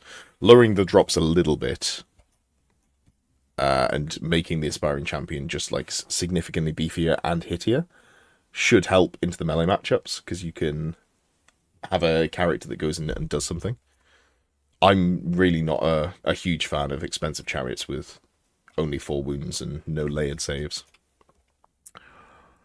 I feel like if you're doing him, he gets Mark and Nurgle, and probably a second Favor of the Gods. Because once you fail that first one, you use the reroll, you don't want to just stop and or be stupid. Both of those suck.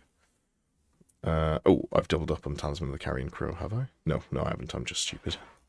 Yeah, like, I feel like this is maximizing your theme, I guess.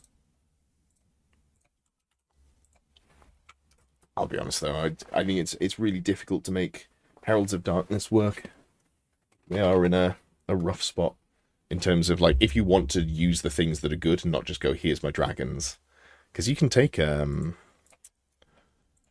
Warpfire Dragon, so you could just play the normal Chaos list with mark restrictions and just have a little bit more consistency in the way that people just play Jade Fleet without putting many Jade, like, non-Cathay units in. So, yeah, I think that's the direction I'd go down, but I'm not actually sold on this.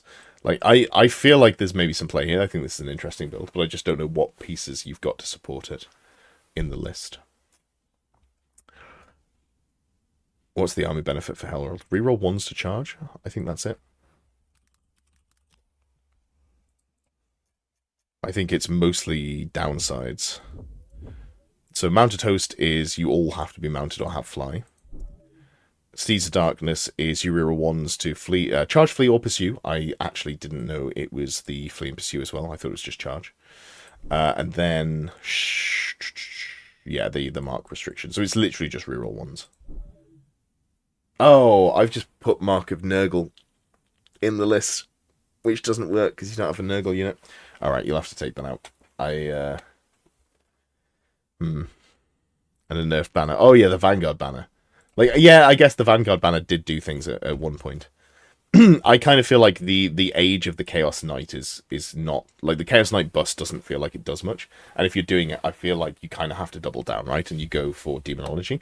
Maybe with Totem of Wrath, they have enough oomph with Demonology and Totem of Wrath to just be like, I'm going to hit you really hard. Because going into... Like, let's say the benchmark is Graveguard. You've got 2 attacks, which will be strength 7. The AP 3 doesn't matter, rerolling 1. So you're wounding on 2s rerolling, so all of them wound. That, you know, all of your hits wound, and all of them go through the armor save, so they just go straight into the regen. Then you've got the horses as well, which are strength 5, but the AP 2 reroll 1. So again, it goes through the armor, and you're wounding on 3s rerolling 1. So that's actually pretty beefy. Like, I could see maybe the combo of the 2 of those being enough to punch through. And then if you put a character in there as well, especially with the Ogre Blade, you can just farm a lot of combat res with the multiple wounds, the regen interaction. Yeah, I don't know. I'm not sold on it. Not sold on it. But I don't really know which direction I'd want to go in. Alright, let's have a look at Goldfire's Chaos Dwarves. So there was a good chunk of context given, so let me just scroll up here.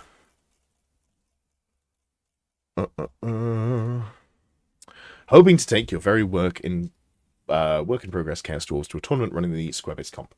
So you're looking at the 2 sorcerers, hopefully get to see the shadows for the dwarves. It's quadruple T7, nice. You want to try something different than the BO route. Black Orcs, okay. Cool. Uncertain on the banner, but with only 2 scoring units, it's probably unrealistic if they are close enough for it to matter. Okay. Bolt Thrower's Chaff, none or 3. Yep, I think that's fair. Alternative is to go Renegades and change the 2 sorcerers for T7 Castellans on Bales as well. Drop the Khan and Wolf Riders and get a T7 Tor for 5 T7 threats. Ooh, okay. That is interesting. That is an interesting way of doing it. And I think I like that more. Something that was pointed out to me today is that technically, and if I'm wrong, please do correct me, the Bale Taurus, which we can't see here. So the Bale Taurus has the rule Furious Charge on it, but it doesn't say for the mount only. So when I was like, that obviously doesn't apply to the rider, when I looked in the rules, the rules for ridden monsters just say any rules on a model that don't state otherwise apply to both. So I think it gives Furious Charge to the Castellan as well, which means that you've got 5 great weapon attacks with the Castellan. So, like, that's probably the direction I'd go in. Hey, how you doing, Samuel? So, like, I feel like going the Castellan's probably better. In terms of the T7 threats, what do we got here? The Infernal Guard, Obsidian Vambraces. That's the +1 strength and toughness, right? Just strength and ML1. Okay, so it's a cheap ML1. I don't hate that. And also theoretically does a little bit more. Overseer's Vigil, yeah. So I don't like Overseer's Vigil. Let's just rewrite it. I know you said you don't need me to rewrite it, but I think I can throw this together very quickly because I've been looking at a lot of Chaos Dwarves recently. So we go 2-2. So you wanted a big brick of Infernal Guard, which was 25 with full command.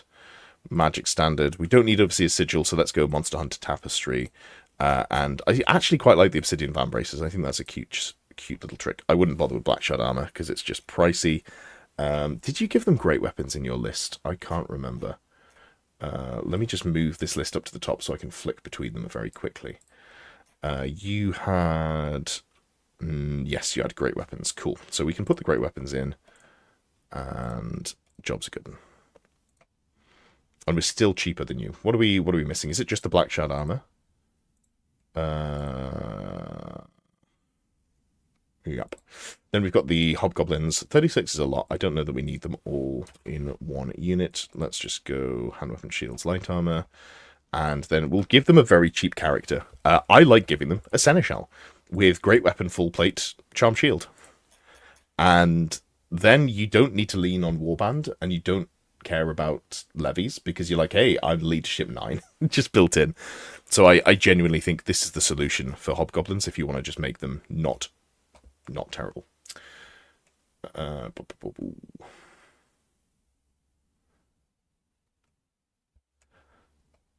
Let's have a look here.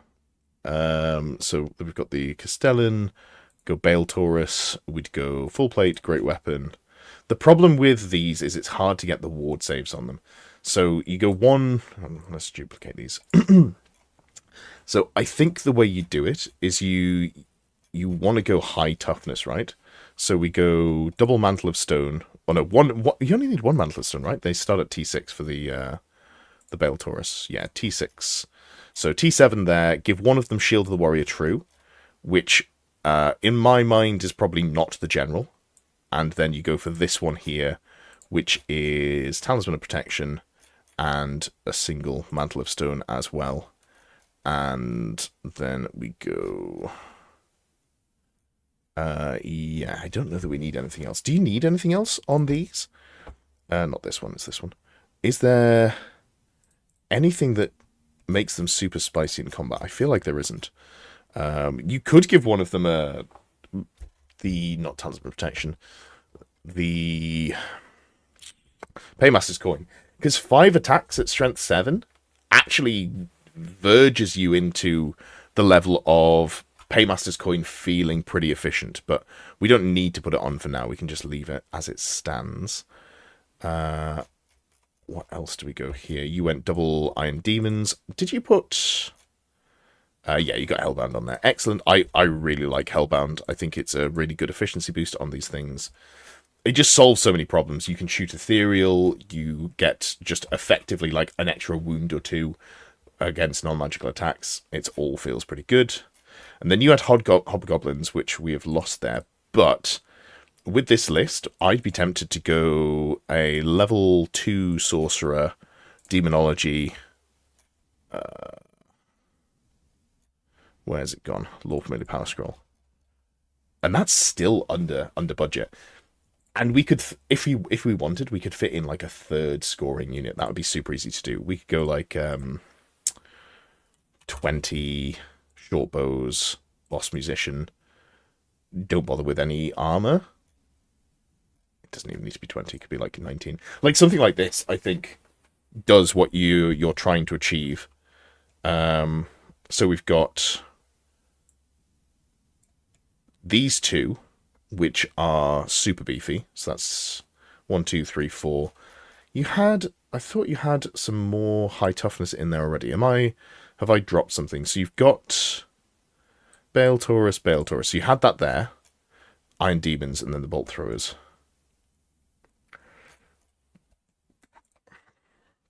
I feel like this is still keeping the 45. How were you thinking of getting a fifth one? How did you... Oh, you wanted to put the T7 Torok in. I like the Torok, but I don't know what we cut to get there. Because it's about 250 points to get to the T7. It's like 230-ish, right? So I like the Great Weapon, double Mantle of Stone, and a Charmed Shield. Yeah, 214. So then we would have to cut... Hold on, let me just duplicate this.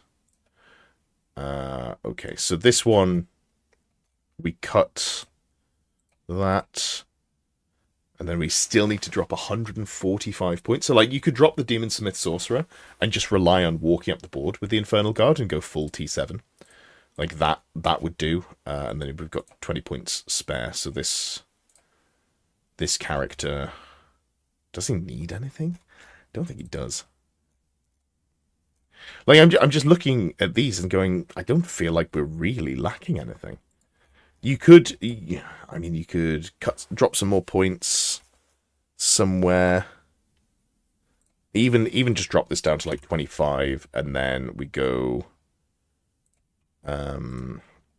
13 as like an additional scoring unit. Cool, something like that. See Discord PM for this. Yeah, that's fair. I'll not dig around for it now, but we can talk about it later if you want. But yeah, like I actually think this is a more interesting line to go down if we are talking about going Renegades. Let me link that, and then I'll very quickly look at this list again. I think it's fine. I just feel like these two models here, they're leaning on their spellcasting to be useful in that they have to roll into Demonic Vessel, and if they don't, they really feel pretty bad. Whereas just going with the Furious Charge on the Castellans, just having 5 attacks with a Great Weapon, that just feels good to, baseline. Like, I think I like that more. Yeah, not being reliant on spells is really nice. As much as I'm a big fan of, meme lists with spells. I'm not saying that this is a meme list. Like, I like leaning on spells. See, this 2-4. This one is, and I thought we'd go 2-2. So the square base comp has the regular Chaos Dwarves and Renegade Chaos Dwarves at different points levels. Because in their mind, the Renegades are significantly stronger, I guess. I don't have a strong feeling on that.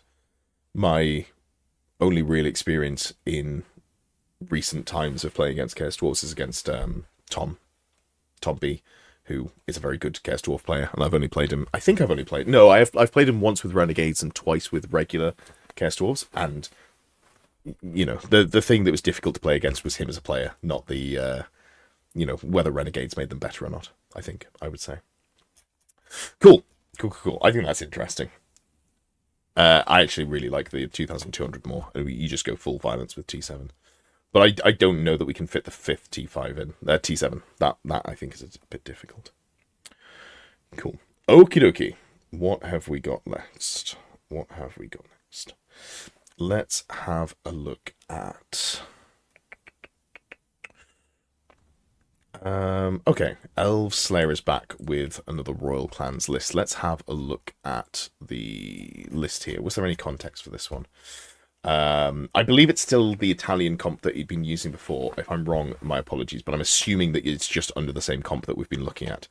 So, Royal Clan list with more shooting and no anvil, including a monster shooting Thane. Just silly. A monster shooting Thane is an interesting... what does this Master in Slaying do? Yeah. You always wound on a 3+, and it's against behemoths, and you gain multiple wounds D3. I don't love it. How many points is that? 153? Oh, it's not comped, I guess. Did you miss any Empire? Well, there was some Empire early. Was there Empire earlier? I don't know if we've got one Empire list to do. And there was a Jade Fleet list that has 1 or 2 Empire models in, but no Empire, no proper Empire earlier. Yeah, there's at least one list in here. Okay, so this is not comp then. We can double up on things. So you got a Doomseeker, the Iron Drakes with Rune of Courage. I do like that. Double Grudge Thrower and a Dwarf Cart. I like the Dwarf Grudge Throwers, I think. If you feel like you need some sort of range pressure, I feel like I like them more than cannons, even though they're a lot less consistent. They actually do some damage if they hit. Better AP, better damage. The Longbeards with Rune of Fear and Rune of Battle. Rune of Fear just makes them immune to fear, right? Or they gain fear, so that they do become immune to fear.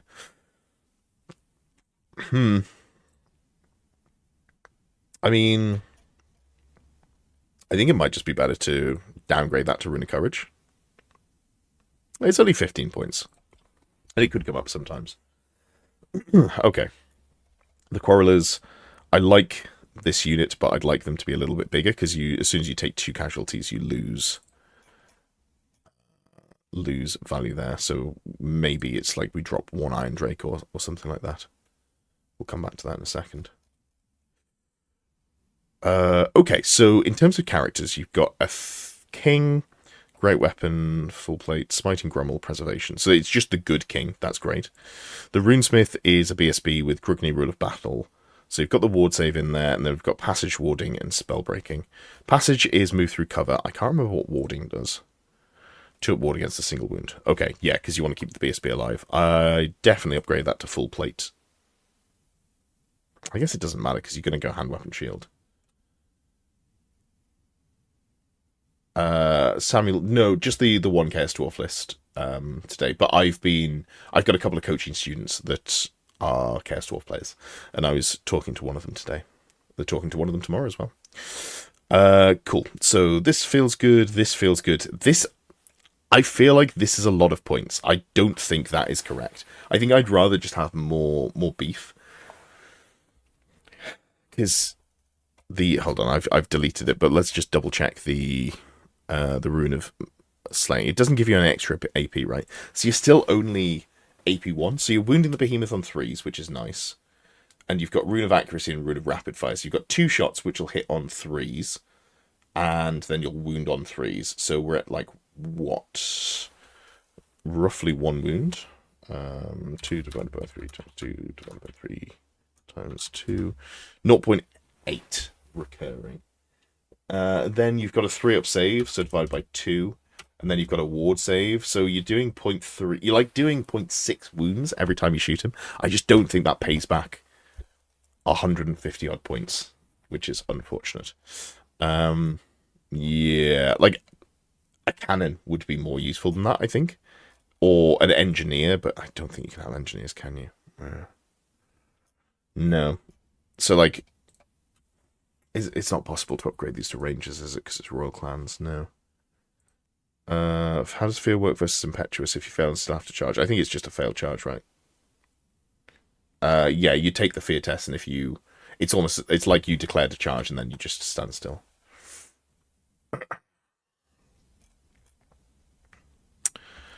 Okie dokie. So, like, maybe we just add a cannon in. Oh no, you can't add cannons, can you? Because it's royal clans. So you can only have grudge throwers and bolt throwers. That blows.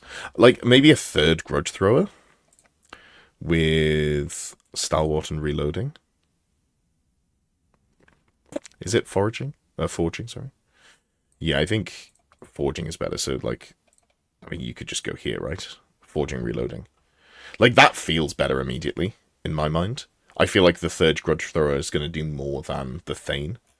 And it also opens up into more targets. And because you don't have any engineers, you can just spread them out a little bit. And then we've got 20 points. So, I mean, realistically, it's +1 here. And then, is there anything else that's worth putting on? We can't go... I wouldn't mind Vanguard for Stralos' room, actually. So then we'd just drop back here. We'd have to shave 5 points somewhere.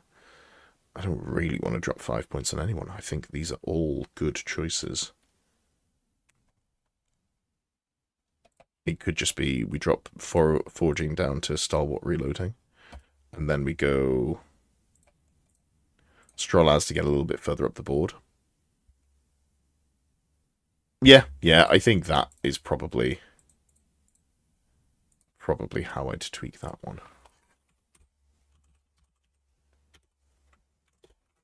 Like so. Cool. Alright. Yeah, I think that sounds about right. Okay, someone was keen for some Empire. So let's have a look at Gornherder's Nuln. Good to see you here, Gornherder. I'm assuming not actually here live, but hope you're doing well. Let's have a look. So there was some context with this list, but it was too long to fit into my doody what's it. Let's have a look here.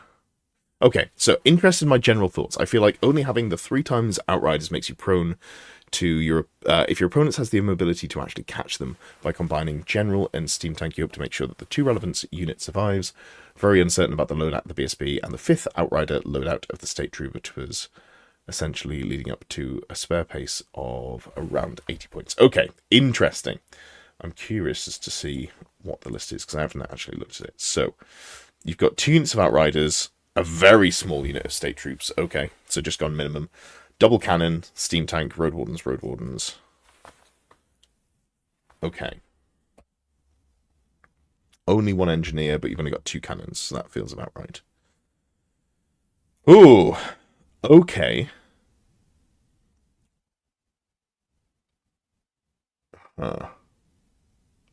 So the goal here is to basically catch the aggressive, fast stuff with the General / Steam Tank. So the General is great weapon.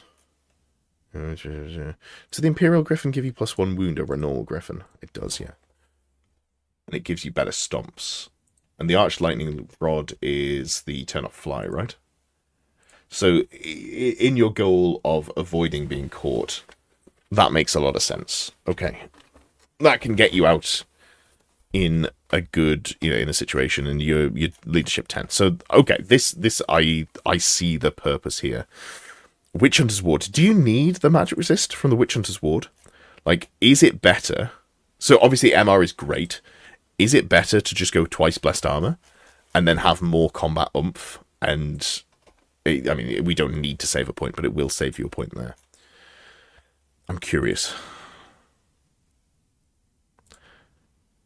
I also, like, is it worth going for 1 extra attack? No, because you've got to use the serrated more for both attacks, right? Yeah, so it's not worth the points.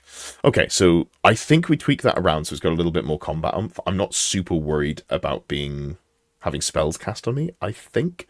Because if the casting spells there, they're not casting them into the Outriders, which is where the damage is. And, like, I feel like this becomes more of a conductive lightning rod to attract attention if you haven't got magic resist. Then we've got the Master Mage level 1 dark. Why dark magic? Is it because the magic missile is easier to cast even though it's bad? I'd just go Demonology if I'm going for a mage. But, okay. We've got a Captain of the Empire here, BSB, Full Plate Lance, Pegasus, Sword of Sorrows, Charm Shield. Huh.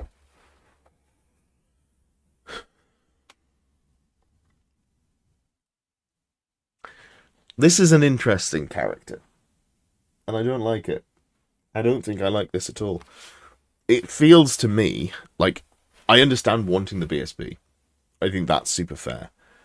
But I feel like putting it on the Pegasus, like, does that do... I guess it... So you can keep it safe against faster threats, but in matchups against, like, cannons, it's very hard for you to keep it alive versus enemy shooting because it can't join units. Which, I mean, I guess it means that it's never going to give up. Like, it's never going to be fleeing because it's never going to be in the unit that takes the penalty, so you're always going to be able to use its reroll even when you're trying to rally. This feels like a lot of points that I'm not sold on, honestly. Yeah. So, General, I think, is good. I like the General. Master Mage, I would tweak to Demonology. I know you're less likely to get it off, but I feel like the smaller chance of casting it is heavily outweighed by the actual damage you do. I guess that's kind of down to taste, though. Then we've got the Witch Hunter. So you've got magic resist and magical attack. Sorry, yeah, okay. So you're really worried about dealing with ethereal here, which I think is fair.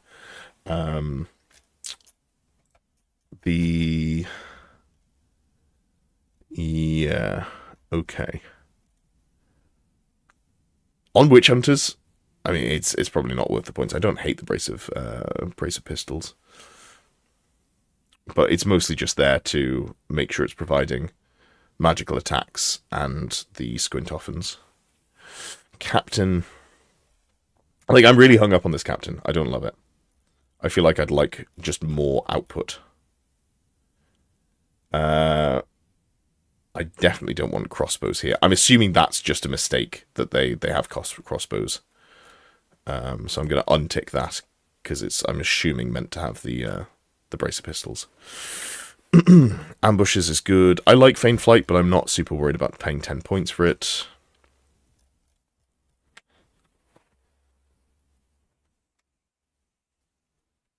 I'm wondering if there's any way to squeeze a little bit more juice out of this.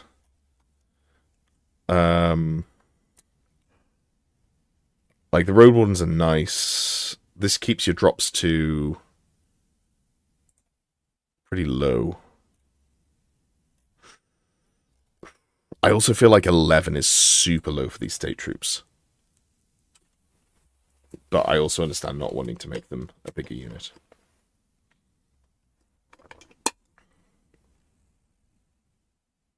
Yeah, interesting. I don't have, like, hard and fast swaps that I do.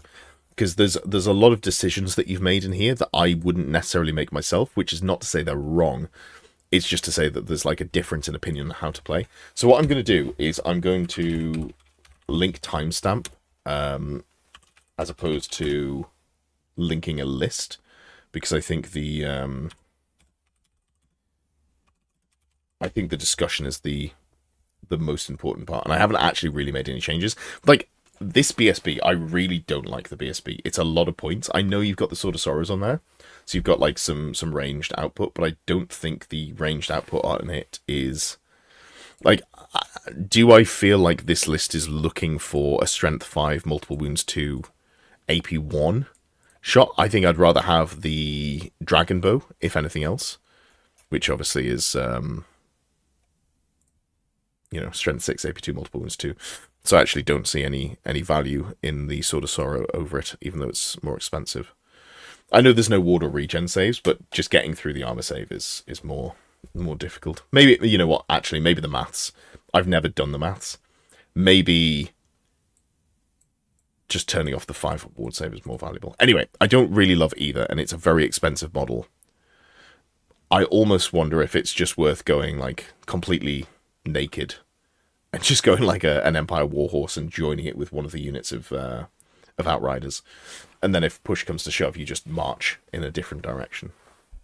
Or not even joining and just like running behind them and using your rallying cry and your BSB to give you consistency. That might be the way that I'd go. Interesting though. I'm personally not a big fan of the Steam Tank. I feel like if you could get 2 of them, I think I might be more keen. I don't know. I feel like it lacks a lot in comparison to the Iron Demon, which I do like. And also I think Empire have better options that they can put in their list, whereas Chaos Dwarves are a little more pigeonholed into the T7 life. So yeah, hopefully that was interesting in some ways. Okay. So. Let's have a look then at Vesper's list. Warriors of Chaos, Chariot Spam. Let's have a look at what you put in the chat there. Don't forget to plug the amazing coaching. Amazing. Thank you, Amy, who is one of my coaching students. I appreciate that. Thank you for being here and for the support. I did plug it earlier, but if you're interested in coaching, then this month there is a code to sign up with a discount, which I believe is 3555D. I think it's in the description. I think I've just set it as like automatically uploading there. But if you go to patreon.com/close order, there is 25% off for all of January for your first month of coaching, if you are interested in doing so. All right. Let's have a look here at Vesper's list.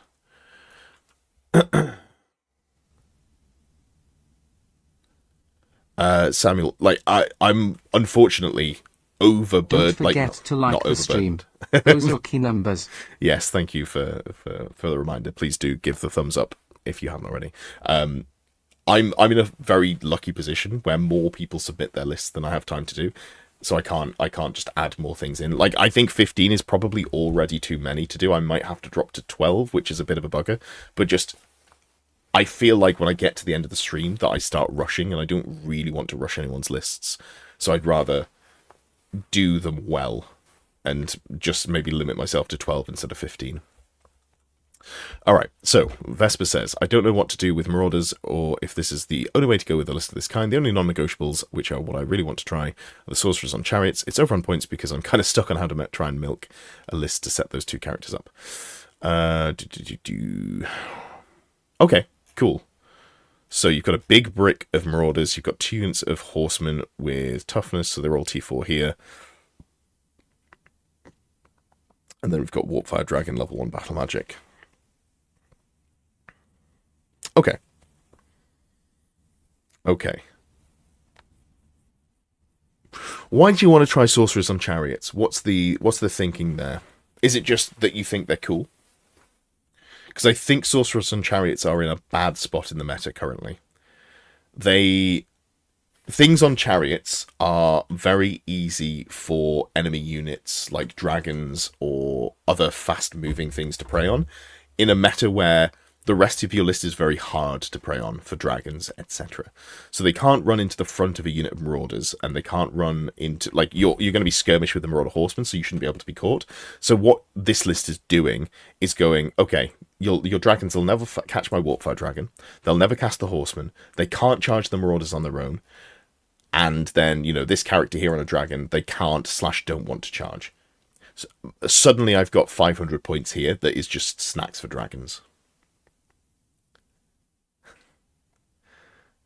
That's very kind of you to say. It really is just because they're cool. Fair enough. Fair enough.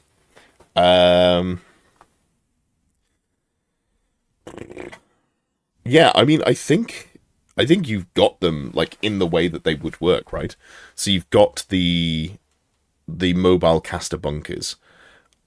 I feel like if you're doing it, you almost want Arcane Urgency or Earthen Rampart, not Earthen Ramparts, or Travel Mystical Pathways to try and get you out of dodge. I think that's how you make it work. At which point we can't fit 2 of them in plus the dragon. But the dragon's really good, so we don't really want to lose the dragon. So that's a problem. That is a problem. So I think maybe the way that I'd make it work is I'd say we're not going to go 2, and we go just 1.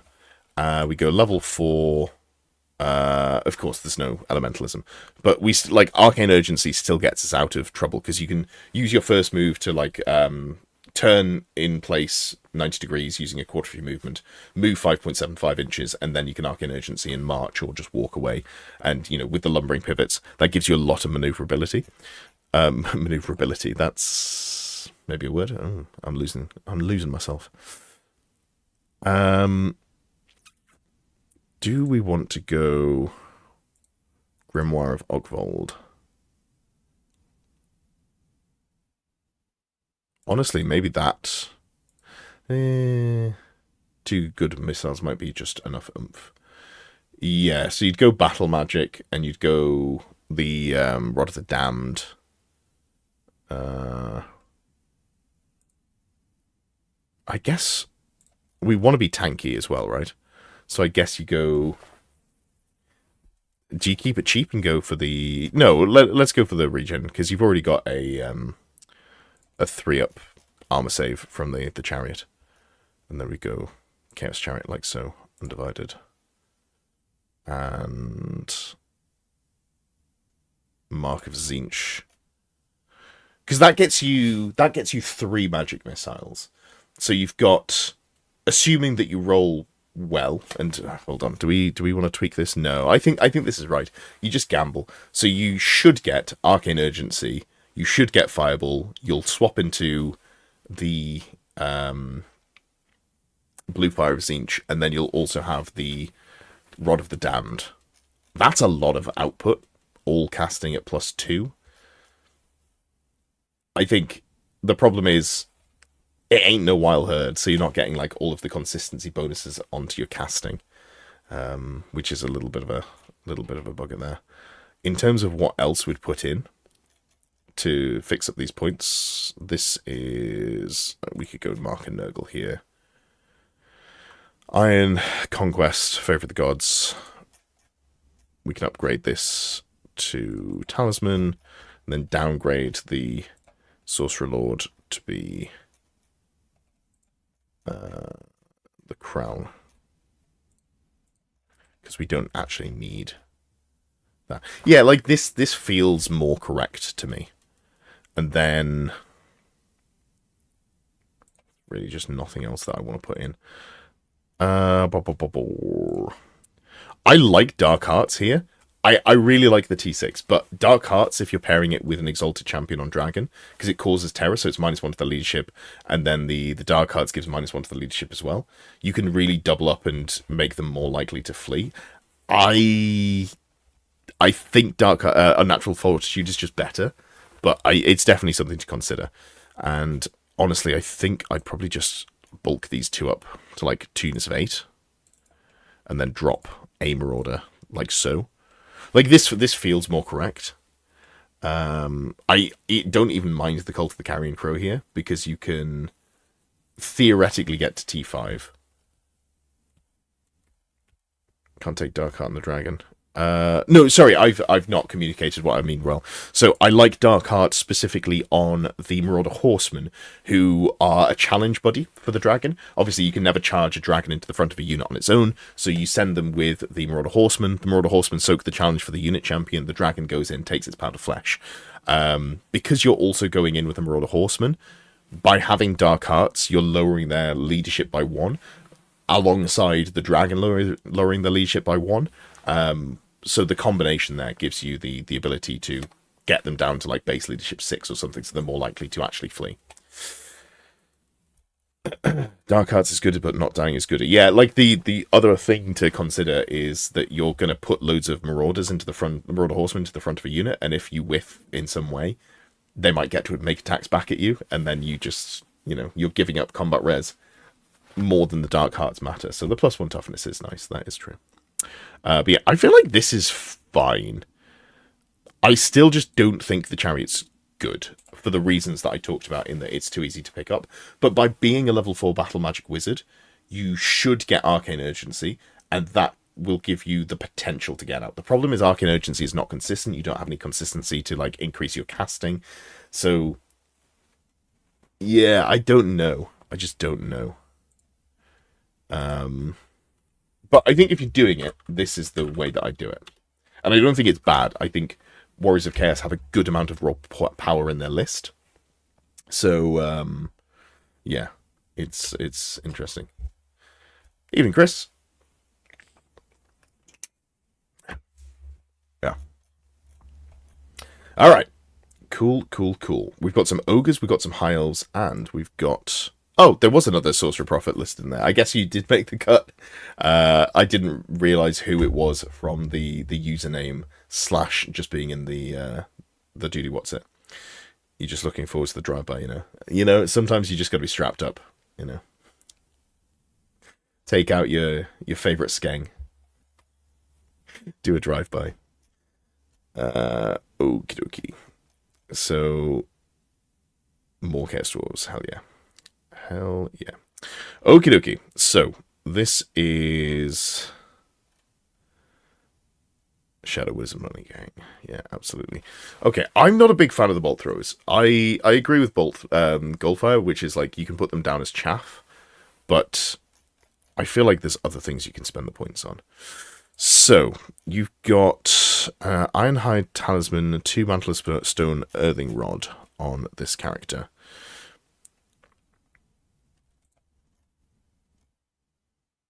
What's the goal for this character? Just to not die inside the unit? Is that the...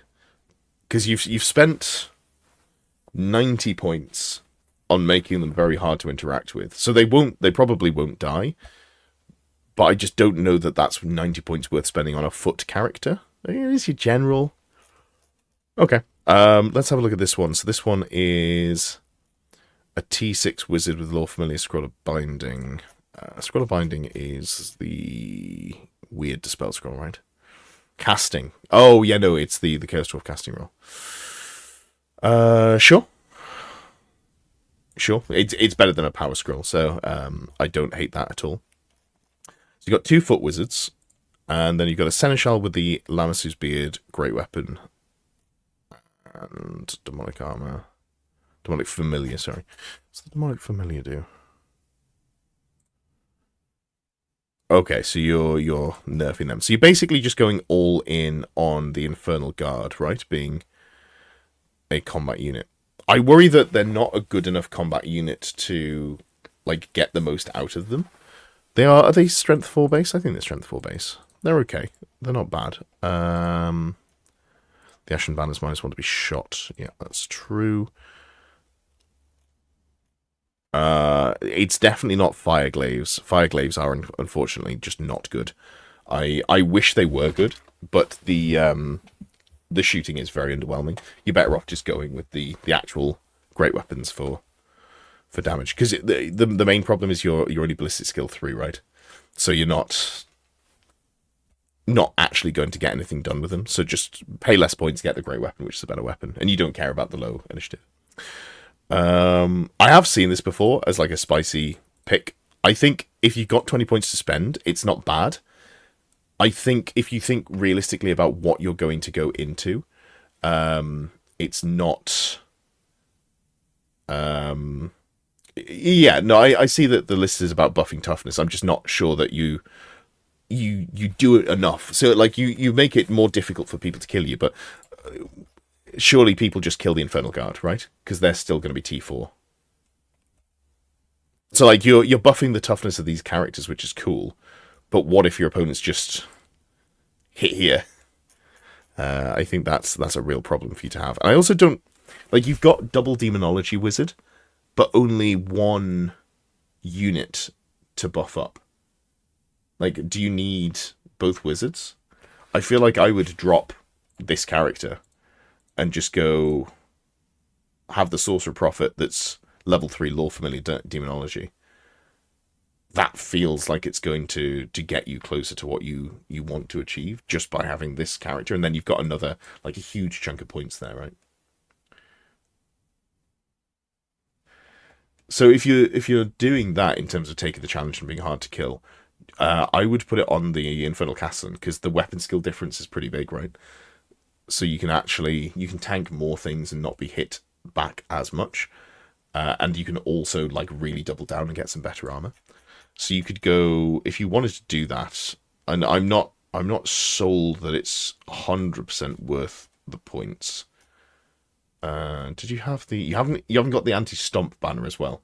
So if you're doing that, you have to take the anti-stomp banner, because otherwise they will just wound you on 4s with the stomps from a T7 strength 7 dragon, because they don't have to, oh no, they still have to reroll the wounds, but they, like, I feel like a dragon still just eats it. Yeah, I get that he takes Steed of Shadows, but you've got 2 wizards that can take Steed of Shadows, is what I'm saying. Like, I don't feel like he adds anything by being an expensive wizard. What would I do if I wanted to, like, just a cheap challenge bot?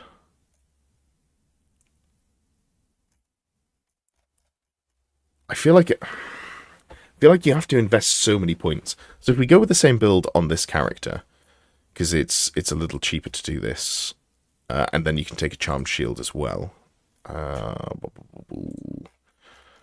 225 as opposed to the 300 odd, so it does shave a good chunk of points there.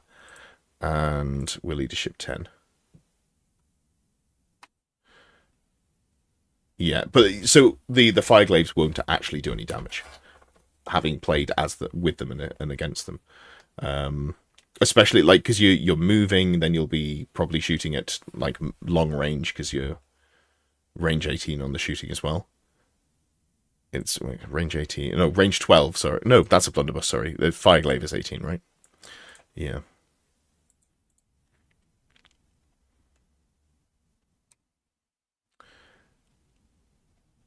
Like, if you want the challenge character, this Seneschal... Oh, I need to put another... Wait.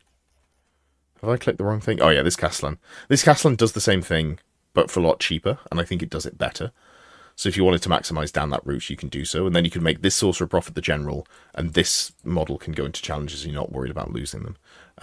May as well give them a great weapon as well, because a lot of the time they're just going to be able to use that great weapon and not worry too much, because they've got their toughness to lean on. Then you definitely want more models in this unit, because I think it's going to fall over for it too quickly.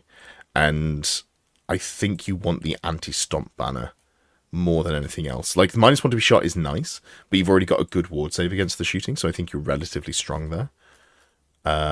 So going up to, I guess, 25. I also feel like it's too easy for people to avoid the threats. Like, I think the list is trying to do too many things. So, in terms of Iron Demons, I think Iron Demons are very good, and I think they get better the more of them that you have. So I'd be tempted to run like 2 Iron Demons and not run the artillery. Because the artillery's okay. The strength 6 in the middle, AP -3 and D6 multiple wounds, but it's very inconsistent. It's even more inconsistent than a regular piece of artillery, whereas a second Iron Demon just brings you a lot of beef on the front lines. I could drop the bolt throwers pretty happily, but I don't know if there's anything that's super worth putting in instead. We can drop the Naphtha bombs because they're not going to do a huge amount. We'll drop the Demonic Familiar as well, because it's a lot of points that kind of doesn't do a huge amount. You don't want your BSB to be dying, right? You want them to stay alive. So we'll give them Charm Shield just to be cheap, because that way you've only got a 5-up save against shooting, got a 6-up ward in melee. Yeah. And that lets you tank things just a little bit better if you're worried about it. Even though the so I actually wouldn't bother with the Armor of Riti Arcane. I think I'd probably just go Charmed Shield with my heavy armor, get a 3-up save and a 5-up ward. And then like this one I could see maybe giving a Mantle of Stone to get to T6. That I think feels like it could be worth doing, just to make it really hard to interact with. Just wanted to make the Iron Talisman work.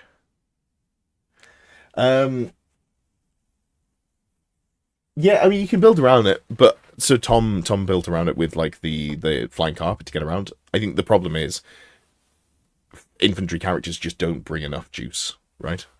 They just don't do enough to justify their expensive costs, especially when they're dwarves, so they're really, really pricey.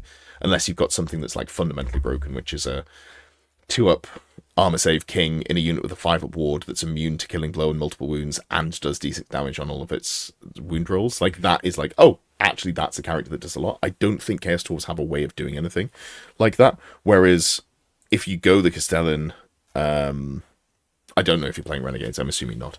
But like if you go a character on a Taurus, they get a lot more juice out of them. I think that's got a lot of strength to it. But yeah, like I think this is fine, and I would probably go. How would I tweak this? If you're going short bows, I don't mind the. I think I'd probably just go hand weapon shields, so you've got more ability to hang around in combat. Like Good losing showing the at short UK bow. Masters, my guy. Still waiting for you to talk with my Way Watcher list, haha. Sorry, shoot me a message. I unfortunately am. There's a lot of plates being spun at the moment, and I will forget if you don't message me. But please do message me. Or wait, hold on. Are you someone that I've talked to before, or were you the person who asked if I was ready to talk about Wood Elves being good on a previous stream? Now that I think back, because I've been talking to a couple of Wood Elf players. Thank you, though. Yeah, so I think this list, and then we'll just bulk it out with like one more Infernal Guard. And I think this does what you're trying to achieve a little bit better. It's not going to run around and shoot, but it's going to just be able to get up there and bring the sort of melee pressure a lot better. You asked if I was ready. We have not talked yet. Sorry, what do you mean you asked if I was ready to talk about Way Watchers?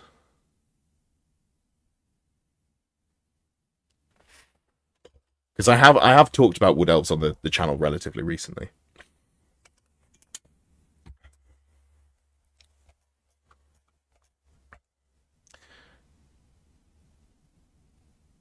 Well, I appreciate that. All right, we'll look at there's only 2 lists left to do, and we're at 10:30 now, so I want to get through these. Let's have a quick look at those. So, Shawnster 3000 has a high elf list that they labelled practice list, and I think so this obviously, if we're talking high elves in the current state of the game, it's a very solved list. You just like, here's my Dragon Princes, my Double Dragons, my Silver Helms, and my Illyrian Reavers. Or you go like Trace. But it's interesting to see something that is a little bit different. I am a big, a sucker for the Swordmasters, so this is obviously a themed list around the Swordmasters. So we've got the Archmage with the Sword of Heoth, level 3 Wizard, Illusion, with Lore Familiar, Cedar Rebirth, and Ruby Ring of Ruin. I like what you're going for here, but I think you don't go Ruby Ring on this character. You probably just go a couple of Power Scrolls, or like a Power Scroll. I don't know that you need 2. And an Opal Amulet as well, probably. Power Scroll, Opal Amulet. You lose out on the extra casting, but this character wants to be in melee because it's going to be with the Swordmasters, right? So having him more focused on melee is going to do a lot more for you there, I think. Noble with the Battle Banner, which is pretty beefy. Sword of Heoth, full plate, and you definitely want to go for a shield. The Levitating Shield. I think we don't go Levitating Shield here.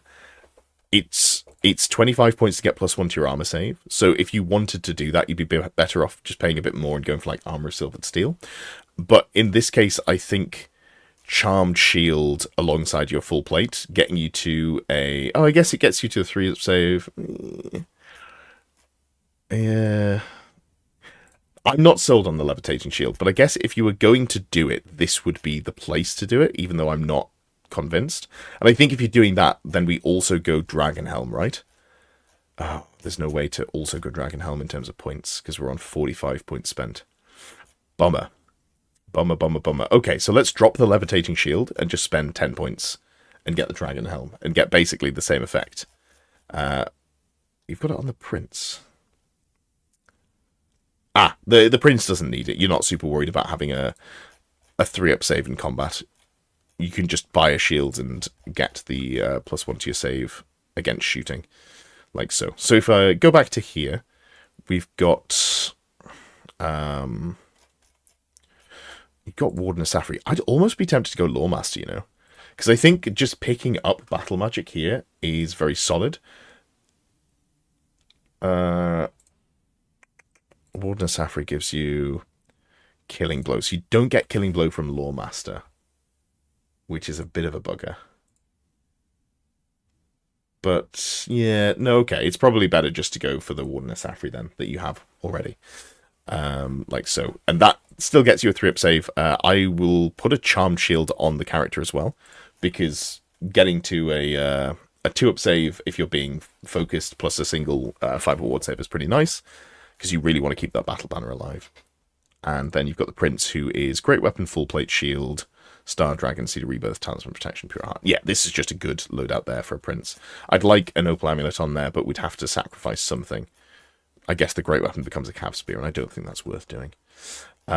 Cool. Then we've got Seaguard with Razor Standard. I'm really not a big fan of Razor Standard. I think, like, if you look at the maths, you don't actually get much out of the Razor Standard.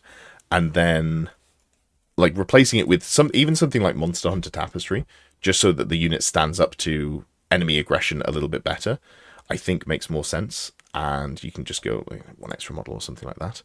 Or we could go War Banner on this unit. Oh no, War Banner's in use already, my bad. So let's say we go up to 21 there. Let's go up to 22. And then you've got a small unit of Dragon Princes with Lawmaster's Cloak, Ring of Fury, War Banner. I'd like a 6th model, but I don't see a way of doing it without really sacrificing the size of the Sword Masters. And I think 16, I wouldn't want to go much lower anyway, because they are pretty squishy, even with, you know, the Lore Familiar. Oh, it's Illusion, so you're going Spectral Doppelganger. That's fun. I do think that is fun. Although I'd maybe be more tempted to just go for the ward save from Battle Magic and then the double move. But it is spicy. And this list is obviously built around a theme, so I feel like we're working into the theme. If you watch this, Sean, and you don't just see the list, I would say maybe consider going for Battle Magic over Illusion. You lose the Spectral Doppelganger, you lose the -1 to hit, but just gaining a 5-up ward save at all times is pretty key, because they're really squishy. They're T3 with a 5-up save and no other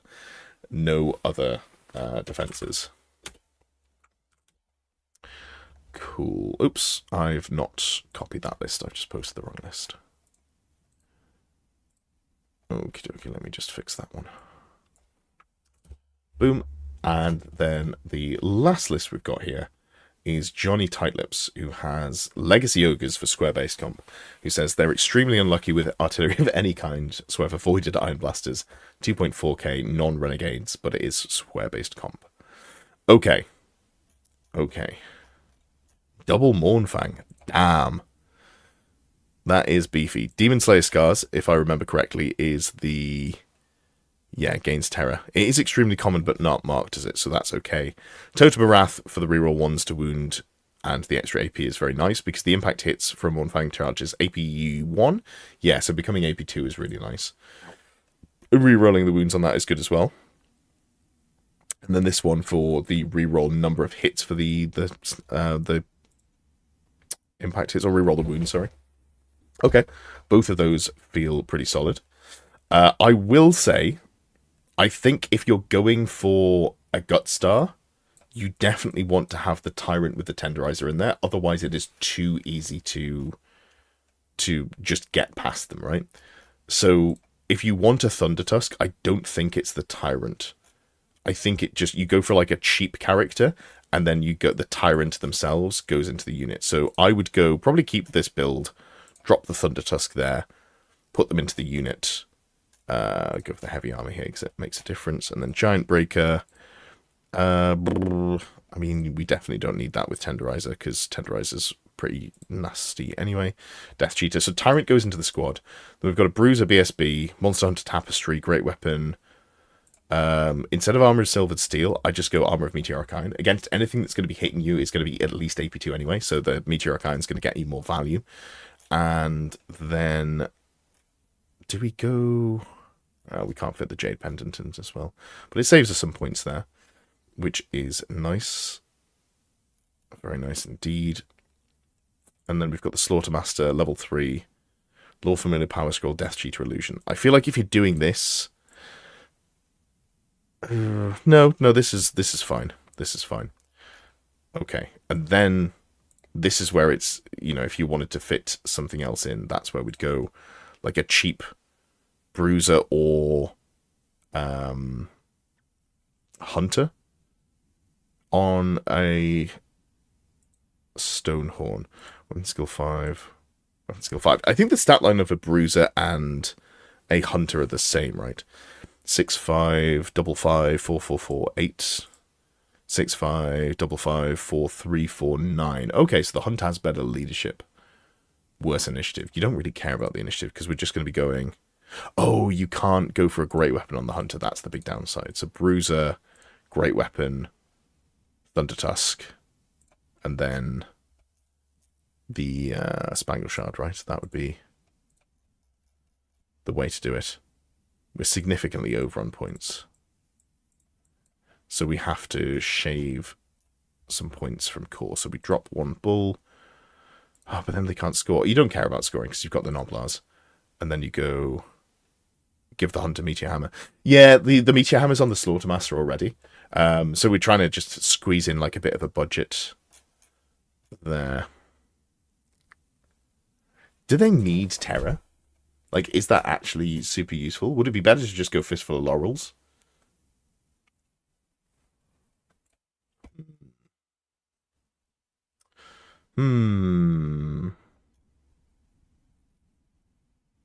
Don't really want to go too low, but I guess if we went down to 7, that does it.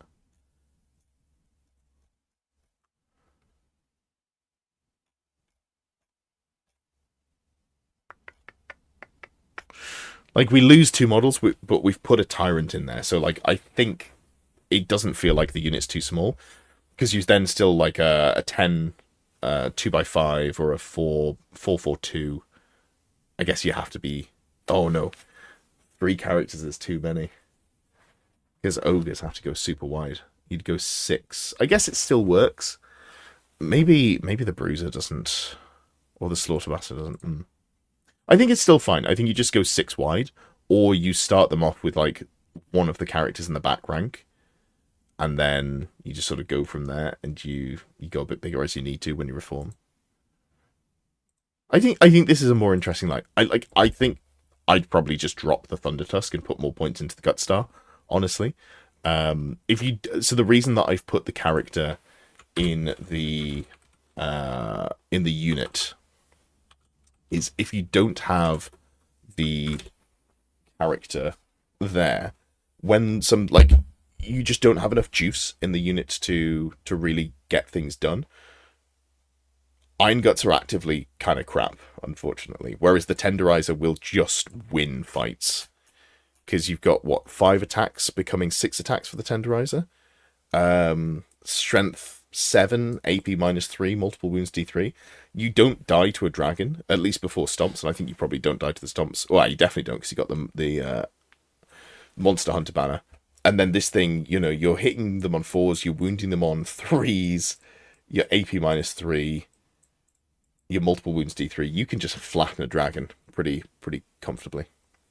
So yeah, I think that's the route that I'd go down. And I'm not sold on the character solo, but I put that back in because it was something that you had in the list previously. Cool. All right. Well, I need to be up early tomorrow because I have a long list of things to do. It's been good. Nice to be back. And hopefully next one of these will be with the FAQ, but we'll see. And also there's a video coming on Sunday. It's been a little while since I put a video out on Sunday. I have recorded and edited one, and I will upload it this evening, and it will go up on Sunday, probably 1 o'clock GMT. But yeah, hope you all have a great weekend and all of the good stuff there.